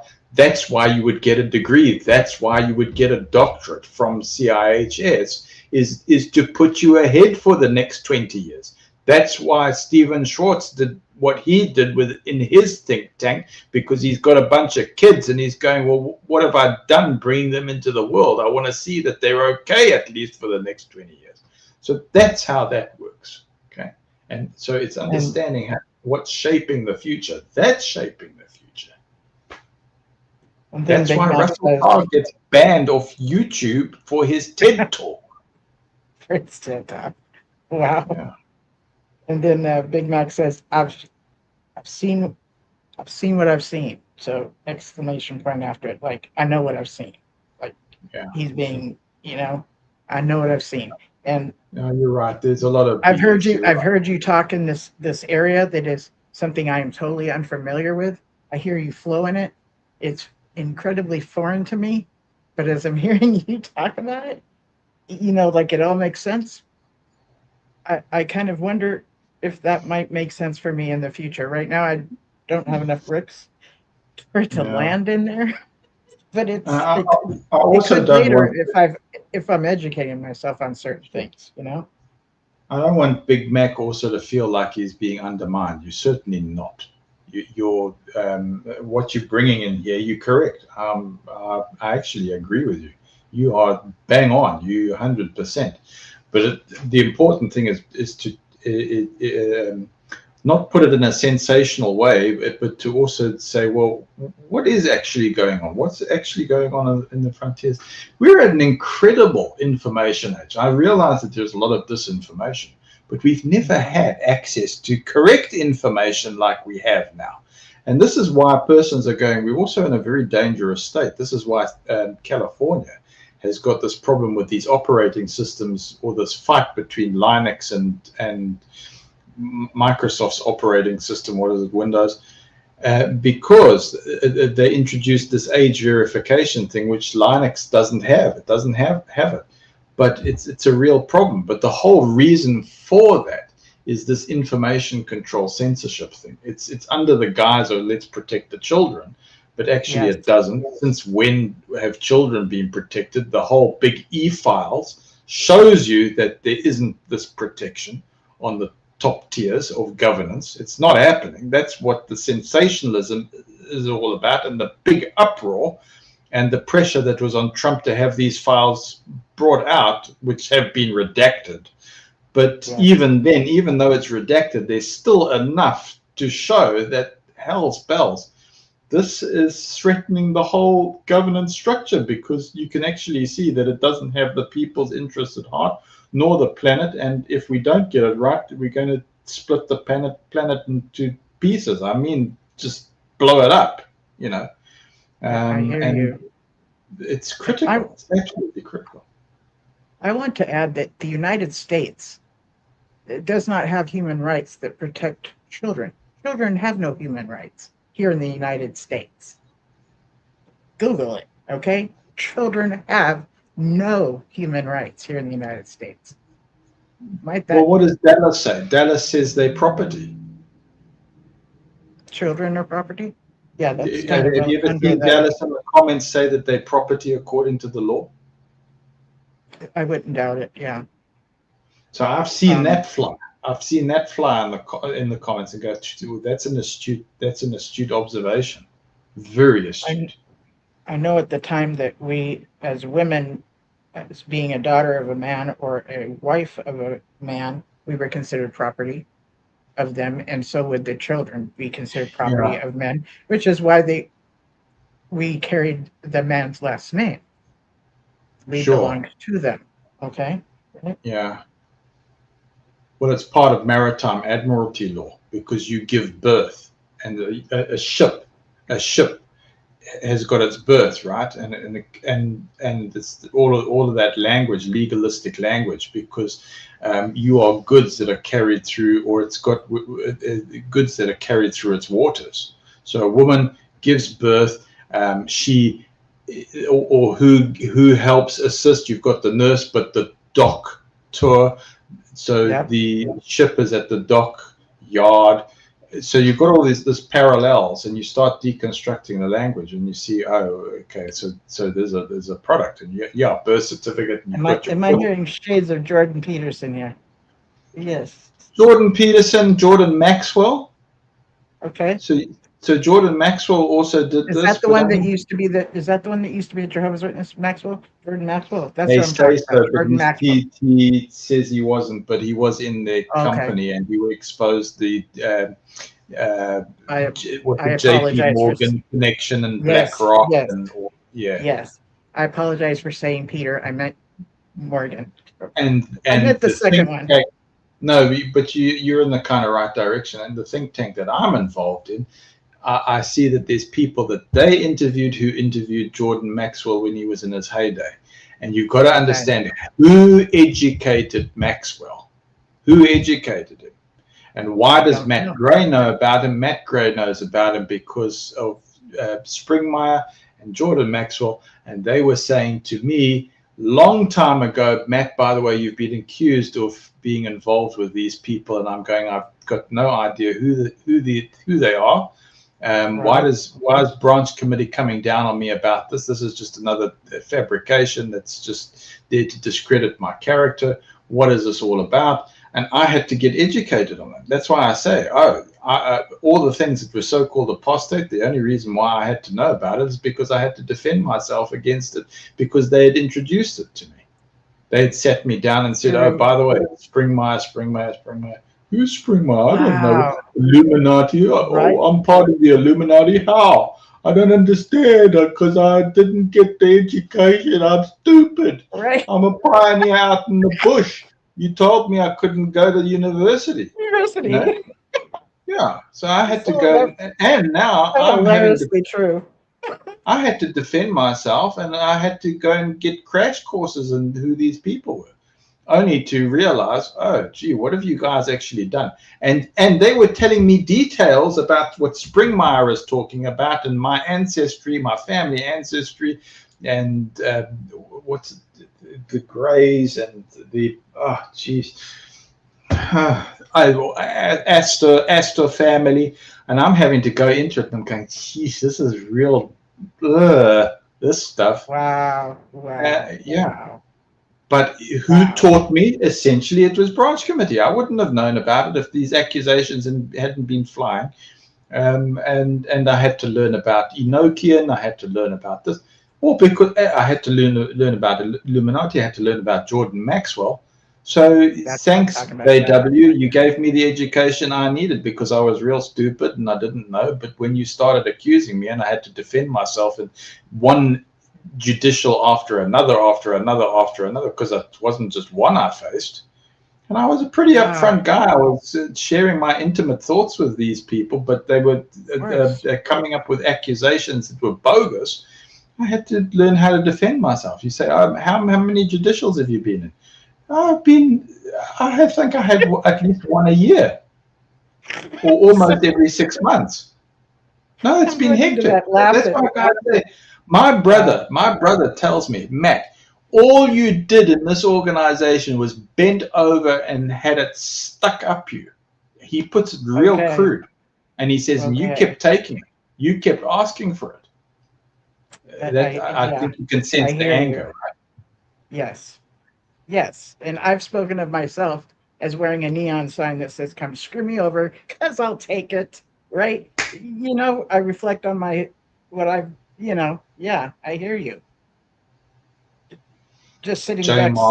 And we J Mars is bringing sanity to the conversation here in the journey. But you know what, today we can look back at it and go, what was I thinking? And actually what we were thinking was, thought-stopping cliches. Where else can I go? This is the truth. This, that, and the other, right? Go anywhere. Just kinds of stuff. Put a pin on there.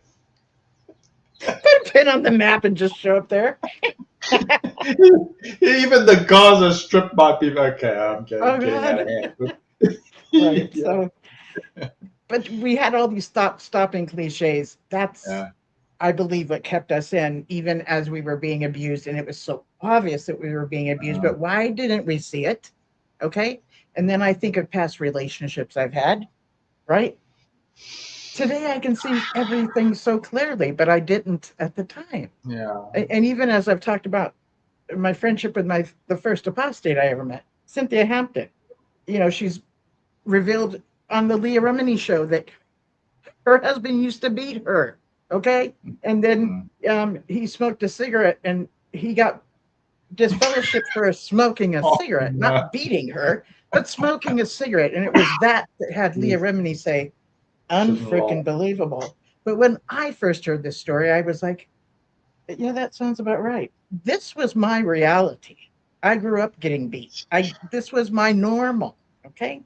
So I hear what we were actually groomed and conditioned to be victims, okay? And we were actually experiencing something called learned helplessness, where we don't see past, this is our only lane that we can be in. This is our only place, that everything else is of the devil. There is no other choices, that we could come up with. But then you're accused of these things, and it's like, what is this subject? So that sends you on this journey of, well, if I'm going to be accused of this stuff, I don't know what the hell it is. So you go and find out. I think that's amazing. That's exactly what I do too. That's exactly what you're not going to sit there and be like accused of something you don't even know. You're going to go learn about it. And you have. Yes. And that's just widened things up. Okay. This explains to me why I've noticed you've done much more studies beyond only Jehovah's Witness things. Okay, now that explains it to me, because as I've been getting to know you, I'm like, why does this dude know all this stuff about all this other beyond the Watchtower Zone stuff? Okay, you were accused and other things, you find fascinating, you just look into them. So we have the internet today, and we have access to so much. And yes, there can be misinformation out there. And so we have to get to have more of a keen eye. And like Big Mac was talking about, I know what I've experienced. I've seen it. We go by that. That's our own wisdom building, what we've gone through, things like that. And by the way, can I say, this is not a flattery, Big Mac, but you are a very valuable presence for the stuff that you know. you are one of the persons where we don't have to explain ourselves so much. Why? Because you've learned from the school of hard knocks. I hope that's appropriate. And if I've watched the two of you. I've watched the two of you have a conversation that went way over my head, but you guys were like agreeing. Yep. You know what? I always sort of think, well, Linda James knows exactly what we're talking about. And I remember thinking, they're on the same page, and I don't even know what it is. But I'm looking at Big Mac going, and you understand this. Okay. Yeah. But then if you sort of nod in your head, we go, oh, Linda James knows. Oh, she's ahead. Watch out, Big Mac. He's ahead of you. Oh, Big Mac says thank you. Yeah. So yeah, you're definitely valuable, and yeah, and even if we, blatantly disagree with anything you said, that is still welcome here to blatantly disagree with things Matt is sharing or that I'm sharing, or you agree with it or disagree with it. It's pretty much, unless we're like telling each other off and calling each other names, we get to have these disagreements. J. Mars says, women are the creator of men. Ooh, since all men are born of women, the superior argument collapsed. Oh my God. Mm. So, well, that's a sharp J. Mars thing. I mean, how many times does J. Mars come up right on the mark? Right. So this is interesting because where this is heading my head is Jesus is spoken of as his firstborn, right? Sure. Of all creation. The firstborn of the dead, right? Jesus was not. Yeah, but I mean, but it goes into your Sophia stuff. Yes, exactly. So, and metaphorically thinking of scripture and this, that, and the other. So that's where my head's going with this. And wow. Yeah. Wow. So you go to the Genesis account. What is it? There's waters. So you've got the vibration on the top of the waters said to be the Holy Spirit moving to and fro, or God's active force. Okay. They mess with the language. But you've got vibrational energy over the waters. What comes out of the waters? Land, matter. Mm-hmm. From mother, matter. So the vibrational energy. So if you want to say, well, this is part of our procreative power that we see within our species. That you have coital relations and you produce through this. Well, your earlier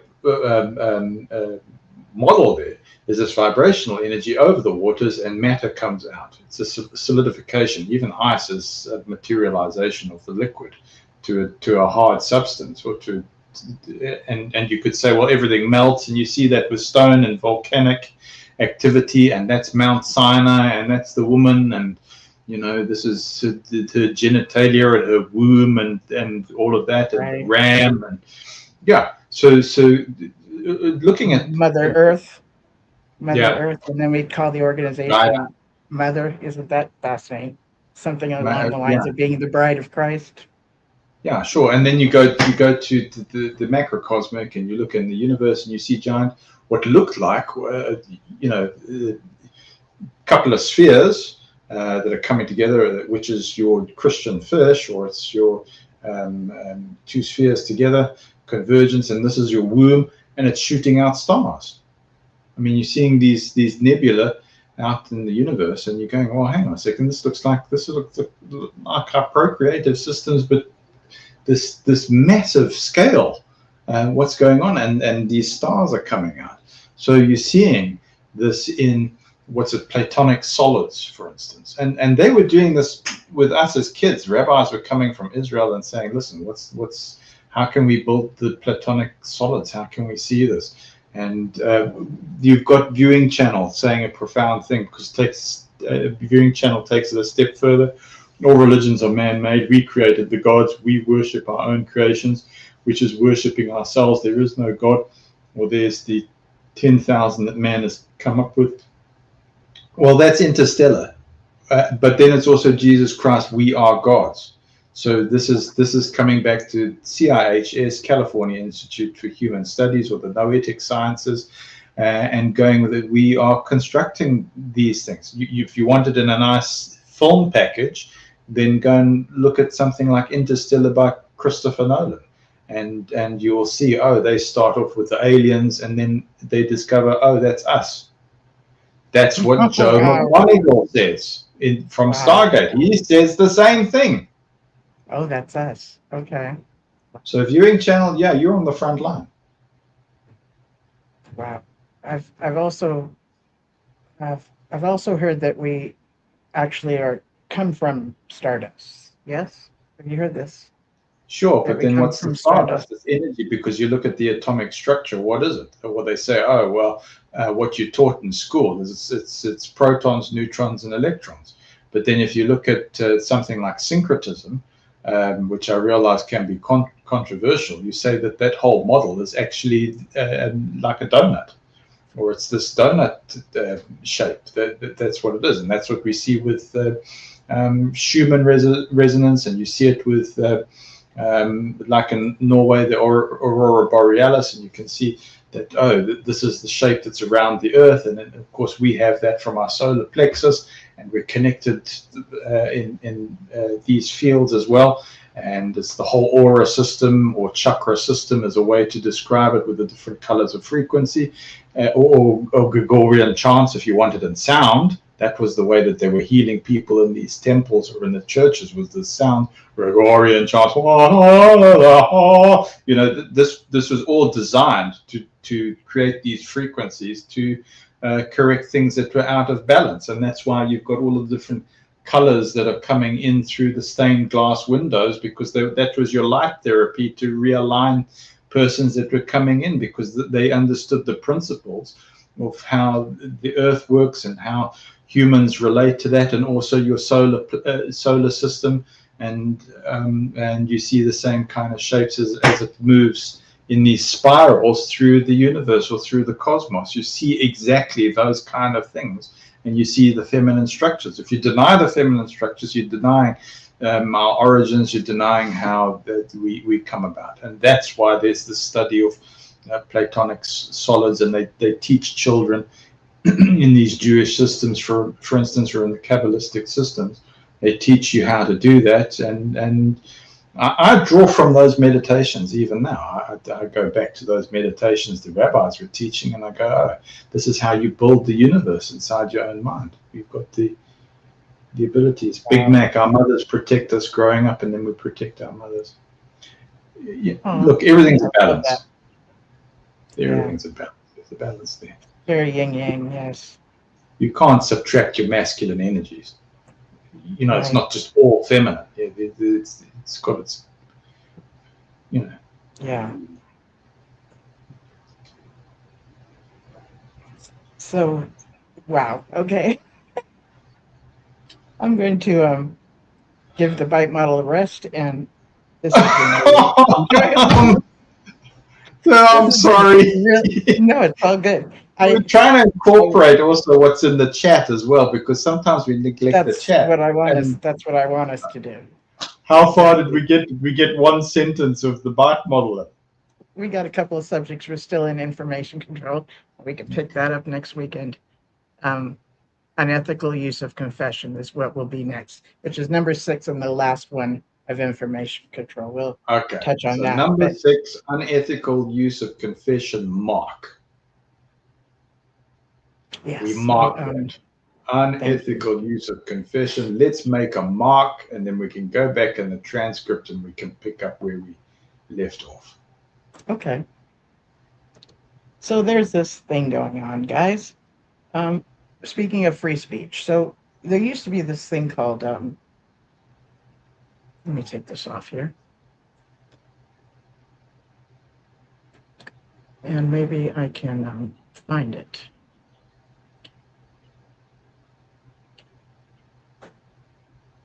I'm not sure if I can, but I'm going to close out these two. Maybe I can find it. Let's see here.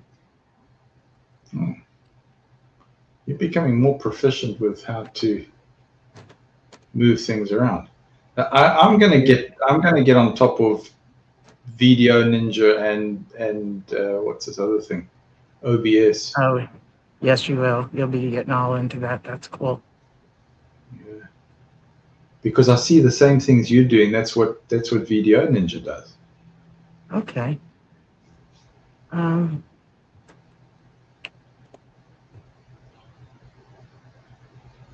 Okay. Viewing channel is making a comment. While you're doing that, can I focus in on viewing channel's comment? Can I do that? Sure. So viewing channel is saying, while you work on that, Linda James says, it's so silly to confess to a priest who believes in a God that doesn't exist and there is no record keeper for sins. Karma is real, but it's just your actions to other people.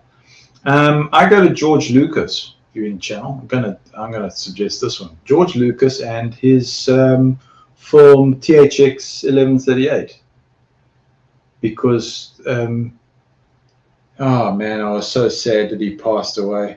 But your actor Robert Duvall, who acts as THX 1138, he goes into the confession. In that whole system, he sits there in the confession, and it's kind of like a Jesus Christ come Zarathustra image that he sits in there, and of course it's all automated and it's all digital, and it's the way that the state works, and he's got to sit in there and he's got to just confess what's on his mind, and it's just recording, and basically every time he says, oh, but I take my medication like I'm supposed to, and it goes, well, good, well done, you know, you do that. So it's that whole system, and that's what put George Lucas on the map, was that film THX 1138. That was his student assignment when he was learning film, forming American Zoetrope, and he puts together this film, which was a short film, and it got longer, and it's got Robert Duvall in it. Brilliant film, and it's and that's what gave birth to Star Wars and this whole idea of the Force, and that was by going into the religious systems that were linked towards politics. That's what put him on the map, because you could say, oh, it was a boring film, but no, it was a very interesting film because it went into these control systems. So yeah, very significant things. There was control of sexuality there. It's got a whole 1984 kind of vibe, but again, it's one of those films that you could look at and say, well, does it accelerate it? How does the 1.4 billion Chinese that never heard of confession manage through this? Shintoism. You look at what's it, Shinto, right? You look at those religious systems. I mean, that's just the ancient Zarathustra. Zarathustra, that's Iran, and Shintoism is what? From the east there, right? I don't know. I don't profess to have the answers, but I should imagine that would be it. So I mean, that's been involved in governance since ancient times. Shintoism, they would reckon, is one of the oldest religious forms there that was shaping that culture. But if you go into interview with an extraterrestrial, it goes into the details of that culture and how they formed, right? So Spencer, you go into Spencer and interview with an extraterrestrial, and it explains that whole 1.5 billion Chinese very, very well. I say in the metaphorical framework. If you want to accelerate how it works in 7 hours of audio books or reading, I think 7 hours is a pretty good investment to get a good idea of how it works. Then Alice Power says, please repeat the Robert Duvall film, please, Matthew. Okay, Alice Power, THX 1138. I'll repeat it. THX 1138 by George Lucas, who did Star Wars. And then he did, what was it, American Graffiti after that, and then he did Star Wars and, you know, got on the map and became this billionaire. Right, there we go. Thank you, Linda James. Did you find what you needed to find while I yapped? Yes. So, This is concerning conversion therapy. Conversion therapy has been banned for quite a while. But the Supreme Court in Colorado has banned their ban on conversion therapy aimed at the LGBTQ youth. Okay? So they've been banned for a while, but it might come back, meaning conversion therapy. This is not me telling you to agree with gay lifestyle or anything.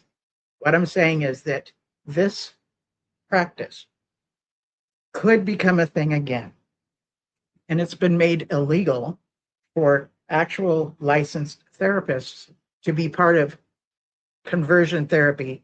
And conversion therapy is something like you would go to make you stop being gay or stop being trans or stop being bi.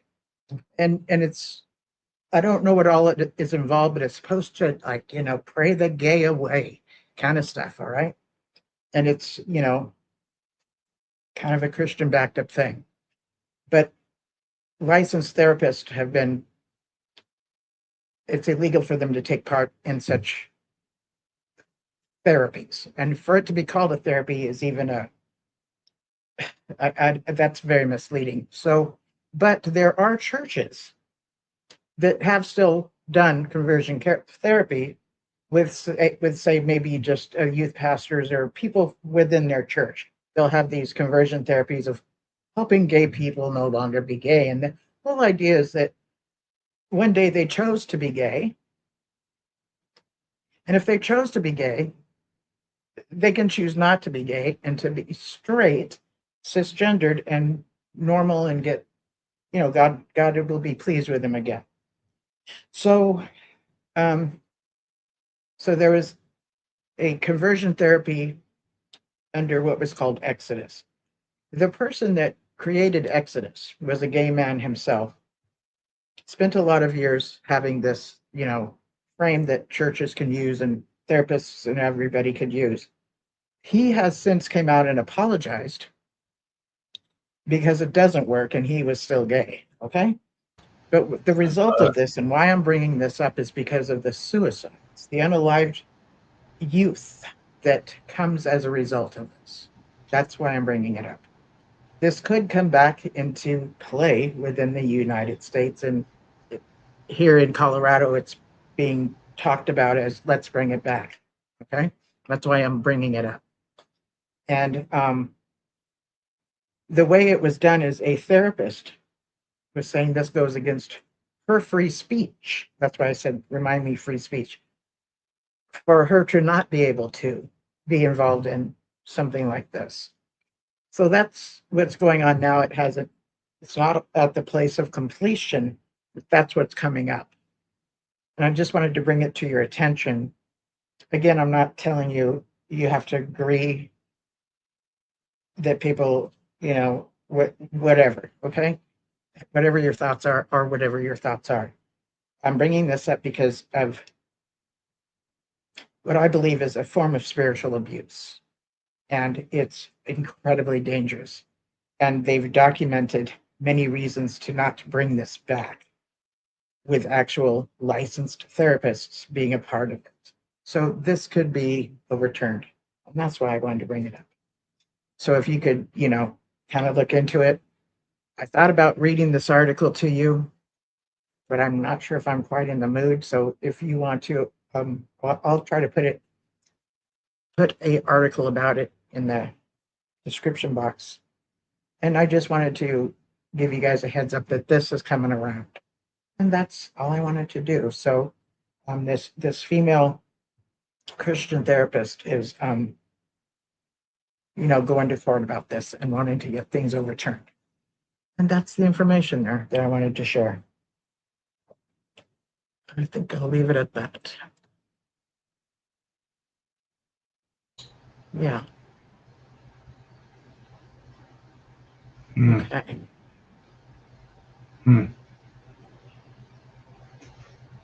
So yeah, just look into it. You guys come up with it, whatever you want to think about it. It's just a big concern of mine because it was bad as it was attempted to be done before. It could happen again. So I'm just like, oh no. Okay, let's see here. Good, you've been answering questions. Brain gone foggy. I apologize. Good night, good morning. It's too funny. So we're about we have like another 25 minutes that we can talk about anything. We can welcome people to the screen or whatever you're in the mood to talk about. It's up to you. I was just responding to viewing channel, just making a differentiation between proper science and scientism. So scientism, for instance, you would be educated in an institution again. And if you came into some kind of controversy that challenged the scientism that's taught in the institution, you could lose tenure. I've never heard this term scientism, but it makes sense what you're saying. Say, for instance, you go to an archaeological dig and you find something there that's just incredible that doesn't fit the history. Then if you've told the wrong people, in comes United States Army and they bury it in concrete. Why? Because you've affected the status quo with a finding that contradicts the narrative. So the same thing happens in scientism. So they might tell you, no, you can only go as fast as the speed of light. That's how we got onto that. And in your real top tier scientists, your proper scientists, they are not constrained by the speed of light. They tell you, nope, that's not a constraint. No, it's not even accurate. Okay, so that's sigma. So sigma is this thing where it says that there is an accuracy. If you get somebody in an institution that's part of scientism, like your dean, he goes, that's a no-go area. You want tenure? You want tenure after you graduate here? Well, you better fall in line. You better fall in line and buck the system. Okay. But so this, okay, I'm imperfectly talking about sigma, but sigma is this unknown. Sigma is where you take a look at something like Einstein's formula E equals mc squared, and you look at sigma and you say, oh, well, if we examine sigma here, we should be able to decompile E equals mc squared and get to the next level that's useful to open up a new way of looking at the world and saying, oh, that served us in a materialistic framework for a very, very long time, but we need to surpass and go further. So we can, if we look at sigma, it would help us to identify where that didn't quite match how things work. And we realize, oh, it's got certain limitations. So it's why when you produce it comes back to the thesis, antithesis, synthesis thing. Okay. That's why when you produce a thesis, you must also give the antithesis of what you're presenting. That's AKA given both sides is what you're saying. Yes, you will not get your doctorate. They're going to say, no, we train you to, so that we can see sigma. So we, and I'm using that imperfectly, but it's to show where this thing is flawed, so that when we do accept this thing by peer review and we say, okay, well, that's acceptable, and we grant you a doctorate, and you've been able to forward humanity with this information, or with your book, or with your thesis, or dissertation, or whatever, we can see, okay, when the next PhD comes in, or the next person is working on a PhD, whatever it is, in order to grant them that award, that intellectual award, and that recognition, we can go back to what you were working on and decompile it, because we can now tackle the weaknesses of that. Yes, it's been strong. It served us. We built lasers. We built cell phones. We built rockets, whatever. But the sigma, this where we said these are the weaknesses, or these are the unknowns. Well, you've been truthful in identifying what that is. If you want to call it Maya, if you want to call it the illusion, okay, that we've identified what that is, because now that's the only way we can get the next human that comes in of age to now utilize their years where they are effective, so that we can take off where we left off. It's like Linda James, we were looking at Steve Hassan. Where did we get up to? Where did we see where we got up to at the point? We can take over next week and continue where we left off. And so with humans, because we've got a finite lifespan, the way that the institution works is works according to, if it's done it properly and it hasn't just given you a PhD just for the hell of it, or just to honorary, yeah. Right. The way it should work ethically is it's given it to you with knowing what the constraints are. That's what that's about. Okay. So in channel, we just make a differentiation between scientism, which is kind of like a cult, negative cult influence, or is spoken of as the wall within institutions, where there's persons trying to produce proper science. And I'll give you a person like that, Garrett Model, who I've spoken about as having produced a 0-point energy device that's a working device and that is scalable. But the reason why he got into trouble, because he hit the scientism wall.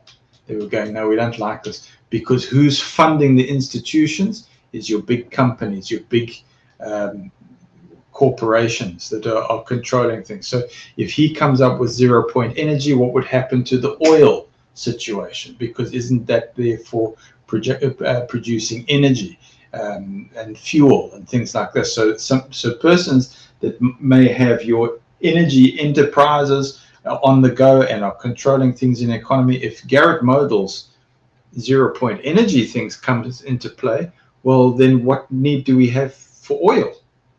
So it's exactly. Not, it doesn't incentivize them to give Garrett Model the best facilities. What have they done? They've put him at the very bottom of the institution. Now you've got the basement laboratory with the rattling air conditioners above you that are going to interfere with your very sensitive instruments. Tough luck, Garrett. And it's just miserable for him. And he's got these fluorescent lights just sucking the life out of him. Right. And that's an example of scientism that's built into the institution. Okay.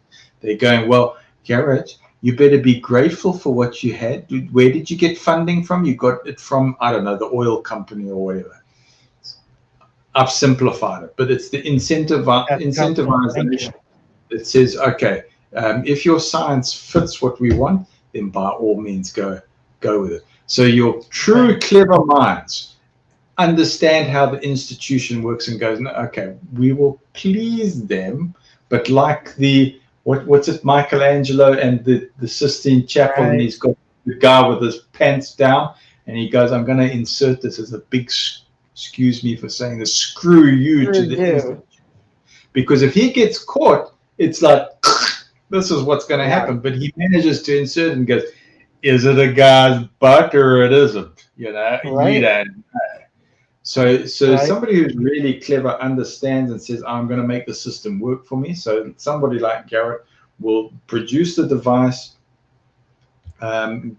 get somebody who is a Nobel Prize laureate to check his work and say, I can't fault your mathematics, Garrett. Can't fault it. He goes, great, that's all I need to know. And I'm going to be careful with this thing. And instead of me making it proprietary knowledge, I'm going to release the information so that if I die, it's out there. Because every time it's gone wrong is when we've tried to make the information proprietary and it doesn't get out, and then somebody dies that was fundamental to forwarding things. That's the problem. So get the information out in the information age. There you go. You want to build a 0-point energy device? There it is. There it is on the plan. That's how it's done. This is how it works. This is the tunneling system, the whole thing. Get to grips with it. Oh, wow, Garrett, you've really helped humanity. Yes, that was the motive. That was the motive. But then, of course, the institution comes along and says, Garrett, we suspect you've been a very, very naughty boy.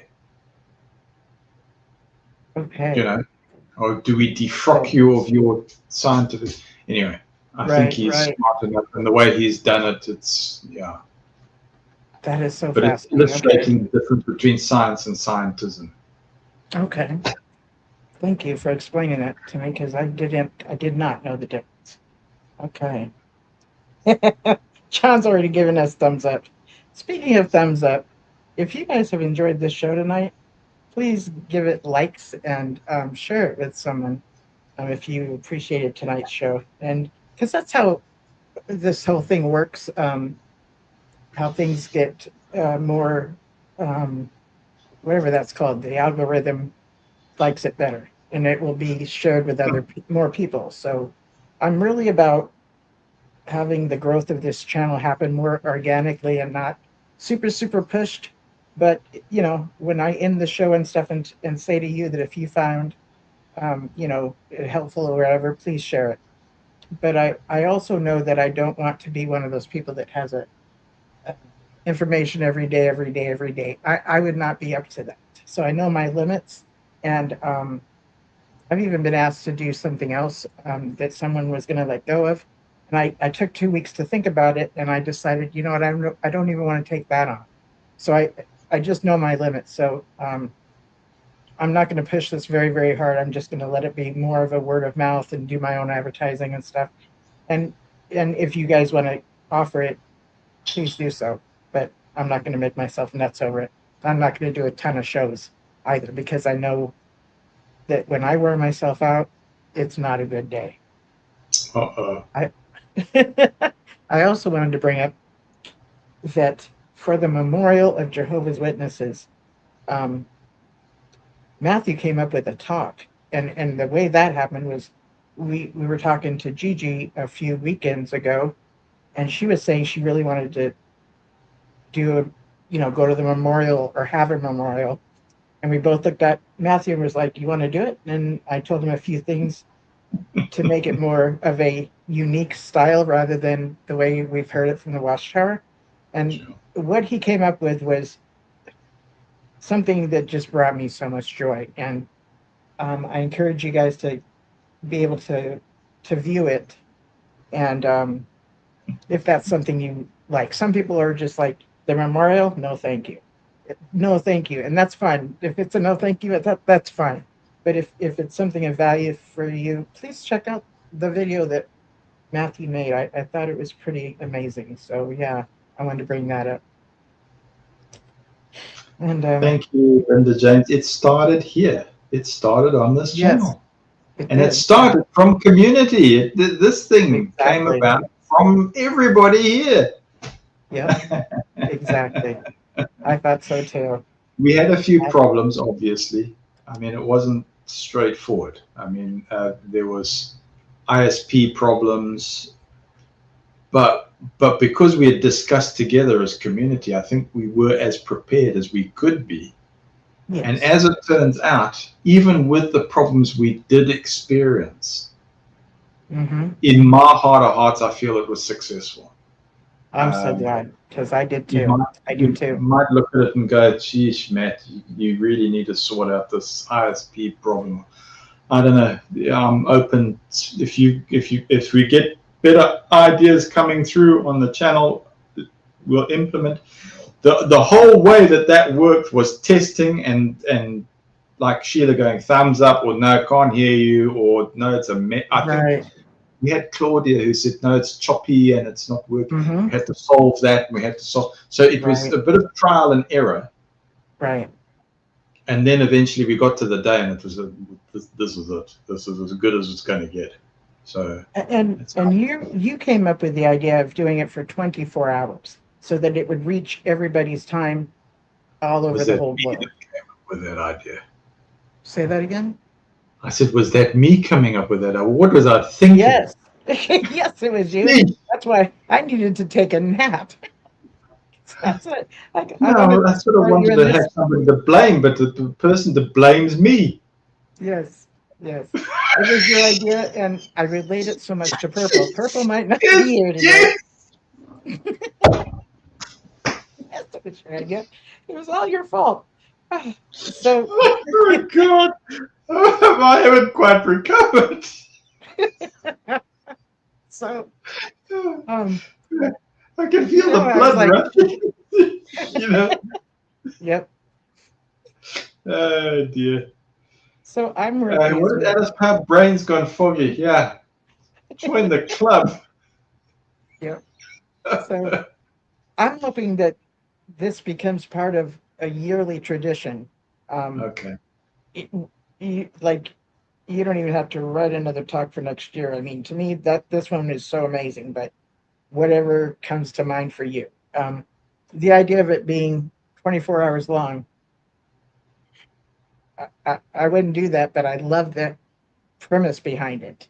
Yeah, affecting every time zone over the globe. That's just amazing to me.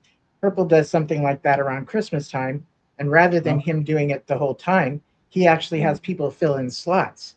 So uh, that might be something you do later on. You know what I'm saying?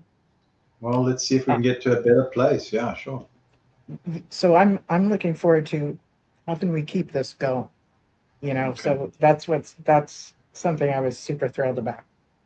Just the difference in how I was just really thrilled about it. So I just wanted to bring it up because I know I advertised it a bit, but I didn't advertise it all over everywhere where I usually do. And to be honest, I was just kind of confused at the first. At the beginning, as we were talking about it, I didn't understand it yet. So yeah, I just wanted to bring that up and let people know that there is an alternative talk or presentation that Matthew has put out on his channel, Matthew Mellis Gray, and it's something that can be viewed. And if you choose to take communion, um, it would be a good video. But he also says things within the video, such as whether you're a believer or not, or there's no humans here that dictate whether or not someone partakes or not. Just these different aspects that made it very, very inclusive. So um, I just wanted to put that out there. Well, So thank you, yeah, Brother James, for that, and again, thank you for the community for helping build it. I really, I look at it and I go, without all of the minds at work, and even objections, because do you remember when we were testing it, there was somebody going, I can't do this. Do you yeah, remember there was somebody saying, I can't attend this, just can't do it. yes, And I yes, went, but you were invited to say that. sure, You're honest and candid. Yeah, what? And I'm going to leave that there. That sure, must stay there because that was an honest, candid feeling, and it yes, was done respectfully. The person who sure. wrote that, Mm-hmm. it was ultra respectful, and I'm going, you know what? That's a valuable contribution. And there were all kinds of things that came in.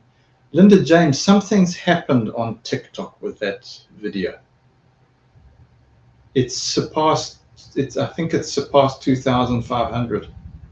Wow. Wow. I don't know what's going on there, but something happened. So Fascinating. away from YouTube, we put the smaller version, the compact version that was under an hour, and um, I'm I don't know what this all means. Mm-hmm. Yeah. I don't either, but thank you. And I want the audience to know about it because I don't know how many people found out about it. And even though it's past the time of when the Organization of Jehovah's Witnesses would have done their memorial, um, Scripture says to keep doing this in remembrance of me. And if you're one that values Scripture or values that teaching and want to take part in something like that, there's an opportunity to do it with an alternative version. So I just wanted to let people know about that. And we're at that place where we're getting to 3 hours. And Thank you, Linda James. You normally close off, so I'm going to do my disappearing act, but I'm going to give thanks, if I may, just to everybody. So sure, thank you very, sure. very much to everybody for contribution. Thank you, Linda James, for being a gracious host and for yes, this project that came to birth here. I think that is very much in the mind. There is a sense of accomplishment with it. And how do you keep humble about it, and how do you keep balanced about it? There was some problems with it. We worked through it together, And essentially, it was birthed here on this channel through, I say, the healing community. I regard this as the healing community. So I say I have extreme gratitude and extreme appreciation to being or to feeling useful to provide something that filled a need. So thank you, everybody, and I thank Linda James, our host, and I'm going to take a duck and say till we meet again, or till we meet online, or whatever during the week, or whatever. Thank you very much, and I look forward to your words of wisdom in closing. Okay. Thank you, Matthew, for joining me tonight. I also wanted to mention that this coming up Wednesday, Wednesday has been a night that many of us have met on Joe and Fran's YouTube channel, and we've done a live show on their channel, and some of us have joined and some of us just observe, and that's just the way it's been. On their last show, they said, "Oh, this is going to be our last show," and many of us was just not having that. Okay, so we talked them into having a let's see you off kind of show. So this Wednesday, and the date is April 4th, 2026. So this Wednesday coming up will be Joe and Fran's last live show on Wednesday night. And I just wanted to let people know to show up and, it's kind of like sending them off, giving them a wonderful sending off kind of thing. But what they've also said is that they're going to be still doing shows or videos like they've started doing, like that are not live. So it's not like they're not doing things for the community anymore, but they've chosen not to do the live anymore. So that's something like, we need to respect it, and hate to see you go, and we're going to feel a little bit of a loss maybe, but at the same time, I admire the fact that they've come to a place where they know that this chapter is now to be closed, and I'm learning from that. That's actually pretty cool, because there's different seasons for different things, and I like that they've decided to close the book on doing it live. Might they start it up again? Who knows? It doesn't look like it, and that's okay.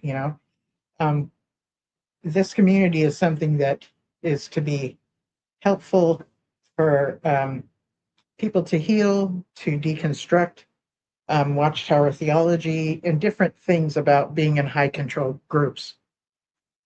So it's not, the community is not meant to show up here and stay here forever.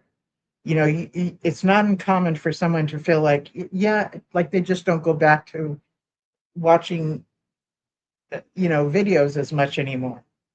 And that's pretty normal. If you find yourself kind of winging yourself off of these videos, that's pretty normal. But some people do choose to stick around.